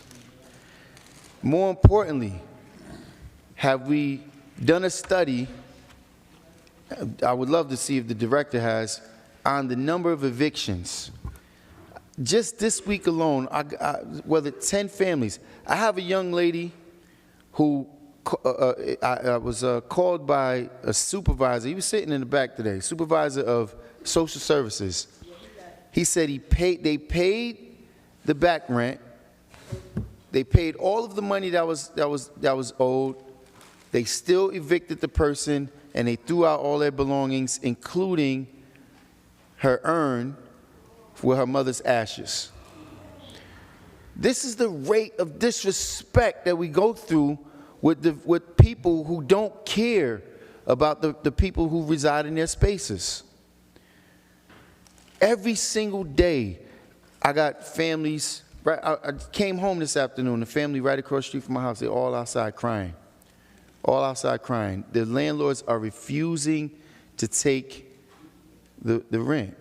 Now, you guys are hearing me tonight. Corporation, Madam, through the chair, Corporation Council, there's an ordinance that the city of Passaic put in place which prohibits landlords from evicting a tenant for the sole purpose of raising the rents. It still requires that they can only raise the rent to allotted 5%. We in the city of Paterson need this in place. And if you think because you're a homeowner, it's not going to impact you, it's going to. Because what they're doing is they're evicting people because their rate that they're currently paying is below what they're looking for. And they're stretching it well beyond the AMI. It's abuse. It's abuse. It's abuse of power, which we witnessed tonight. It's the neglect of the public's concerns, which we witnessed tonight. It's prioritizing people who are here to do business, which we witnessed. I mean, we're witnessing all these things unfold right in front of our faces. What we witnessed tonight is the hierarchy of authority, right, where we celebrate because a person has just won an election to a state assembly seat, and we keep off the opportunity to have a full discussion about the overrunning of abatements. People, elections matter. Elections matter. And we have some very important elections coming up, and if you decide to continue to allow what's going on to continue to happen, then you deserve everything you're getting. You deserve everything you're getting. They're walking around celebrating of what's happening in the city. I mean, I haven't been here as long as some people, but I've been here long enough. This is the worst the city's ever been in. Worst shape. And when I tell you they lie like thieves in the night. I know you was living here when they was picking cotton. I remember, Councilwoman. So, the gentleman who was over, what is it, historic preservation? What is that position? Historic preservation? So, let me tell you how insulting they get. I was in my office with Mr. Barron, and he was outside my office having a discussion with Councilman Mendez with regard to the sign for the Underground Railroad, which has, insignias or a photograph of a black person. It's something that represents, black people. So I guess I caught him off guard because as I come out, he sees me there, and he says, I see that the sign has something to do with the black community, and he's speaking to Councilman Mendez about it, and he says, oh, Councilman, I sent you emails, called you, I said, I never got a call. I called you multiple times, I text you. So, really? Okay, what's your phone number? And the gentleman was here to witness it, put his number in my phone. I don't have any text messages from you. Text him. He doesn't have any text messages in his phone for me. It's just a matter of the lack of respect that they have for us here. You will blatantly lie in my face. It's something that has to do directly with the people that I represent, and people who don't live here are making these key decisions on how things are implemented in our community. So, I'll say this last piece. Council President, you assured me that next week, you told me next week, I'll be able to do my presentation. You said you didn't tell me that? Well, why wouldn't you have told me that? You didn't tell me that that there were too many presentations on for today, and they had to do it next week. No, I said next week as well. That's what I told you. And my item has to be sidelined. I requested this over a month ago. No, but you didn't request a presentation. You requested. Yes, I did, Council President. I did. You requested that it goes, but the question is, there was a committee meeting on Friday. It wasn't in that committee. It doesn't matter. It doesn't. It's not required based on our charter, that it has to be an item. All those items that Udine does when he gets up there and prays and gives out plaques, that doesn't go before a committee. No, when he gives out plaques before but no, if you give him time, you give him microphone time. But they all the time. But they request. Give Velez time all the time. They request in advance. And I did as well. I had Sophia. Sophia never told me. But you can ask any one of them. But Mr. President, I've been calling you more than a week. I've been calling you more than a week. You called me on Friday. These presentations have been requested 3 weeks ago. Oh, we have presentations tonight. Time for another one. What presentations we have? What are you there for? Well, Councilor, you're not going to listen to me, so I'm just telling you, there's presentations tonight. If you would like it next week, that's fine. But tonight, I cannot allow to talk. We have a few presentations tonight. What presentations are tonight? All right, well, I got to call you back, because I'm walking in the building. I want to rewind it, because I don't know if you. So you didn't just say that if I want it next week, that's fine. You didn't just say that? You have the floor. I'll answer later. You didn't say that? I will clearly answer with my So, Council President, you just told me I was lying. Would you like me to respond, Councilman Jackson? I would. I would. Okay, I will at the end. I will. So, and then the community will laugh at you. So I will respond. Can I do it next week or not? Absolutely not, and I will respond why. But you didn't just say that I could do it next week. I'll respond why, because the community sometimes needs to see your empty rhetoric. Commissioner. I know they come and you bring your crew, you bring people here to clap for you, but when I give my closeout and tell the community what you really did, they'll have a different perspective. See, and then I'll let them hear my tape. Good to see you, Commissioner. And then they'll see what's really going on. Yo, see, here's the thing, and I apologize for calling a few names because some people don't like to be called out. See, people that come here to support, they don't come here to support me. They come to support what's right. Yeah. People like Miss Barbie Watkins and the one who you lied about when you were doing the appointment as well. When you said, oh, you called the same. People know that you have a track record of not being truthful. Really? So you just told me you didn't say that. You called me a liar. I played a tape that you said I could do it next week. Well, I'll address it at the end. I'm gladly going to address why your item is not there. But it's not about why. Don't blame the council president. You would have just told me. Don't blame the council president when you don't do your due diligence. Don't let what? Don't blame the council president when you don't do your job. Don't blame me and tell the community. What job did I not do? We'll talk about it. What job did I not do? Point of order, what Council job did President. I not do? Point of order. Point of order. Council President. Yes. Point of order. We finished all the items on the agenda. Yes. We tried to close this meeting. Yes. Well, so let's be civil. We have this conversation. Yes. Can we just give the rest of the council colleague the opportunity to vote and close the meeting? If someone puts a question on the floor, No. We need to speak. Let's close the meeting. Please, let's. It's my time to speak now. Did the councilman vote already? No, we're waiting for his vote. That's right. So what are we doing here? I'm being interrupted. Call the point of order, but you never made a point of order. Councilman, I'm just waiting for you to finish. Councilman Mendez, just allow him to finish. You called the point of order. You passed and then you passed. Can we continue voting? You called the point of order. So you passed already. So let me speak now. No, what I'm doing, I'm ready to vote. What I'm doing is I'm ready to vote, Manacler. What I'm doing Council is President, I'm ready to vote. You passed. I'm pointing out your ignorance. Council President will go back to you. I'm pointing out your ignorance. She will go back to you. I didn't pass. Paterson resident, I'm voting because after pass. this I'm leaving. But let me say something. I did not pass. What I'm doing is I'm pointing out your ignorance.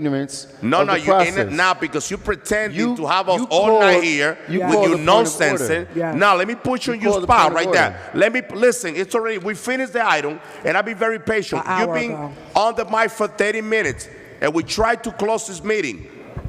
Councilman, I'm not there, my friend. I got the mic. I'm not there. I got the mic. But let me tell you, you're out of order. You have the mic, so wrap it up. You're out of order. Just finish your pointing. You're out of order. So if you pass, you're I out can of vote. order. Councilman Mendez. You're out because of order. You know what? Now that I have the mic, listen, before everybody leave, let me just say this, because after this I'm leaving. Let me just say this. Because you're voting against everything, you're not fighting for the people. That's right. You're not. Let me just tell you. You have to make up your mind. Yes. Sometimes it sounds popular what you say. You want to hear people clapping. It's fine and fun. But when you're sitting in this chair, you have to be responsible about the thing that you're doing. And let me tell you why. You always talk about eviction. Hear this out. You talk about eviction. I understand that we're going through a lot. I was the one that seconded the motion to table that project.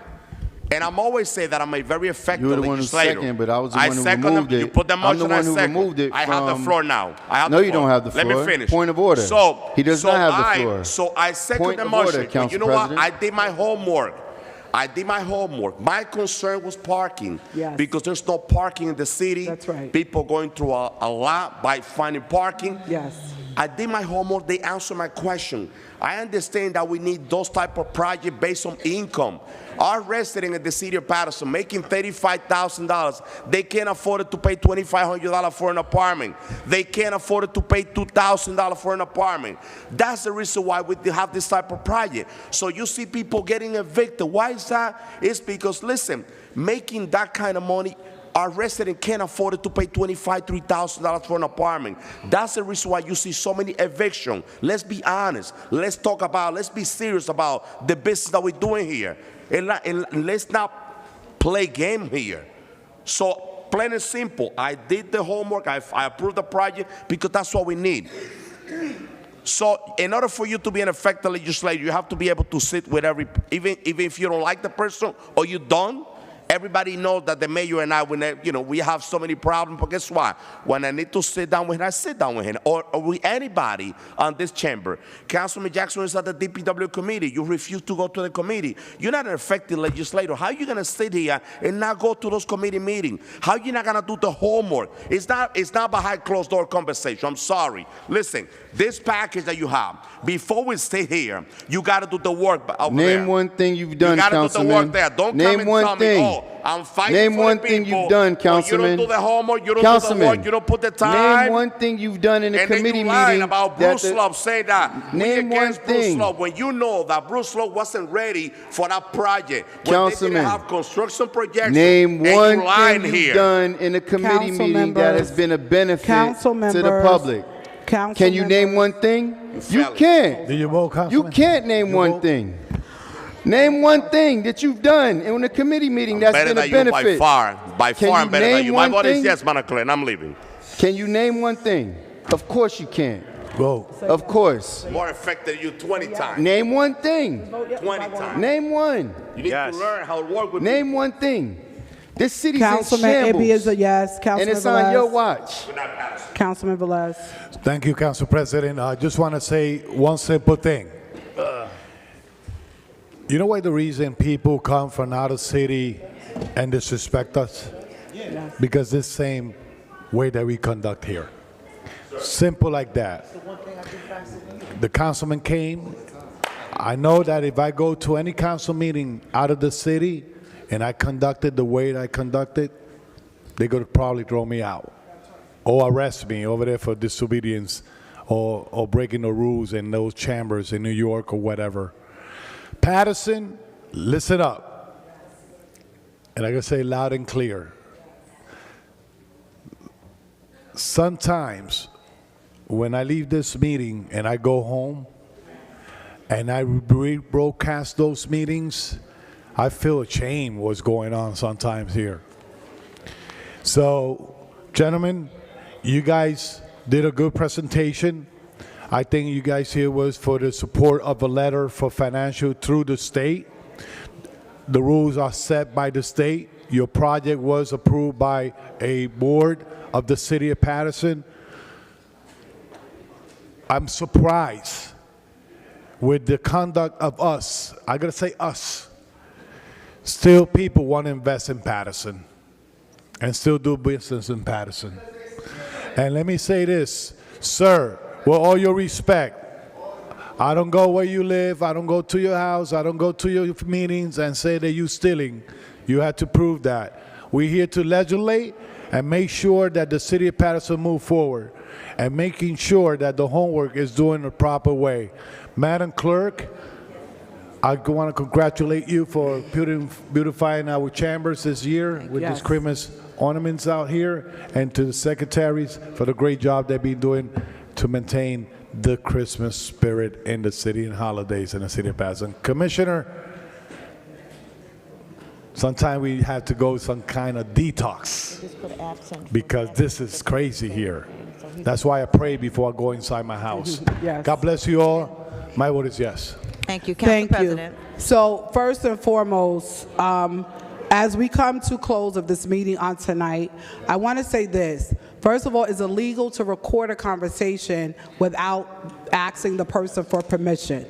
So I'm going to file in regards to that because that is illegal. But I want to say to the public, I want to say to the community that is watching, and Corporation Council, I need you to respond.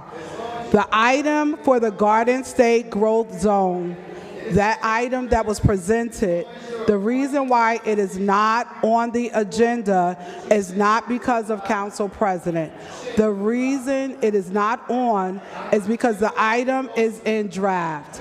The item is in draft. Corporation Council, did you sign off on that document? No, he did not. The Director of Economic Development had concerns, did not sign off on it. It did not go through the proper committees. So to the public, whether you want to believe it or not, Council President Mims did not stop that item. The item did not get approved through the director. She is here. She is telling you she did not approve it. It did not go through committee, and it is not on legal paper. We as council members cannot vote on anything that is not on ordination paper. In closing, I spoke to the assemblyman that came. We had a conversation before the meeting. And everyone knows if you ask me for time, I allot the extra time. We had about a 10-minute conversation before the council meeting. He never mentioned he wanted extra time until he came to the microphone. If you view other municipalities, when people want to speak extra time, they call the day before. In Newark, you can't just come and sign up on that day. You have to call a day before. As someone that is a former elected person, they know the process and rules. It may be different from New York and New Jersey, but there's always a set decorum in any municipal chambers. I'm not going to allow anyone to come into this chambers to disrupt it or cause chaos in our chambers because you want to vent about things you've done in another town, which is great. New York and New Jersey laws are totally separate. And these items that are on our agenda, we have great working relationships with our partners in the county, in the state, and at a federal level. I admonish all of the people that have concerns with the Garden State growth to review the bill. It was sponsored by some of the legislators that we vote for. So if you have concerns with that item, please talk to the state legislators. Maybe you can have a conversation, they can amend it or change it. That goes beyond the local municipality, and that is what I've been saying behind the scenes. That was written in 2021. It was through committee. It is Assembly Bill 8A 5683. If you look it up, you will find it. So I tell people, whether you like Mims or not, Mims is going to give you the facts. And every community member, thank you so much for your response on tonight. I'm not going to respond to anyone that comes to the mic to call anyone out of their name. It is disrespectful and it is uncalled for. This is the council's chamber and it's city business, and we will not tolerate disrespect. Madam Clerk, my vote is yes. The agenda was done an hour and a half ago. It is time to go home. Good night, everybody. Thank you. Council President, the votes are 5 in favor, 4 absent. The workshop session of December 9, 2025 is hereby adjourned. Good night, Paterson.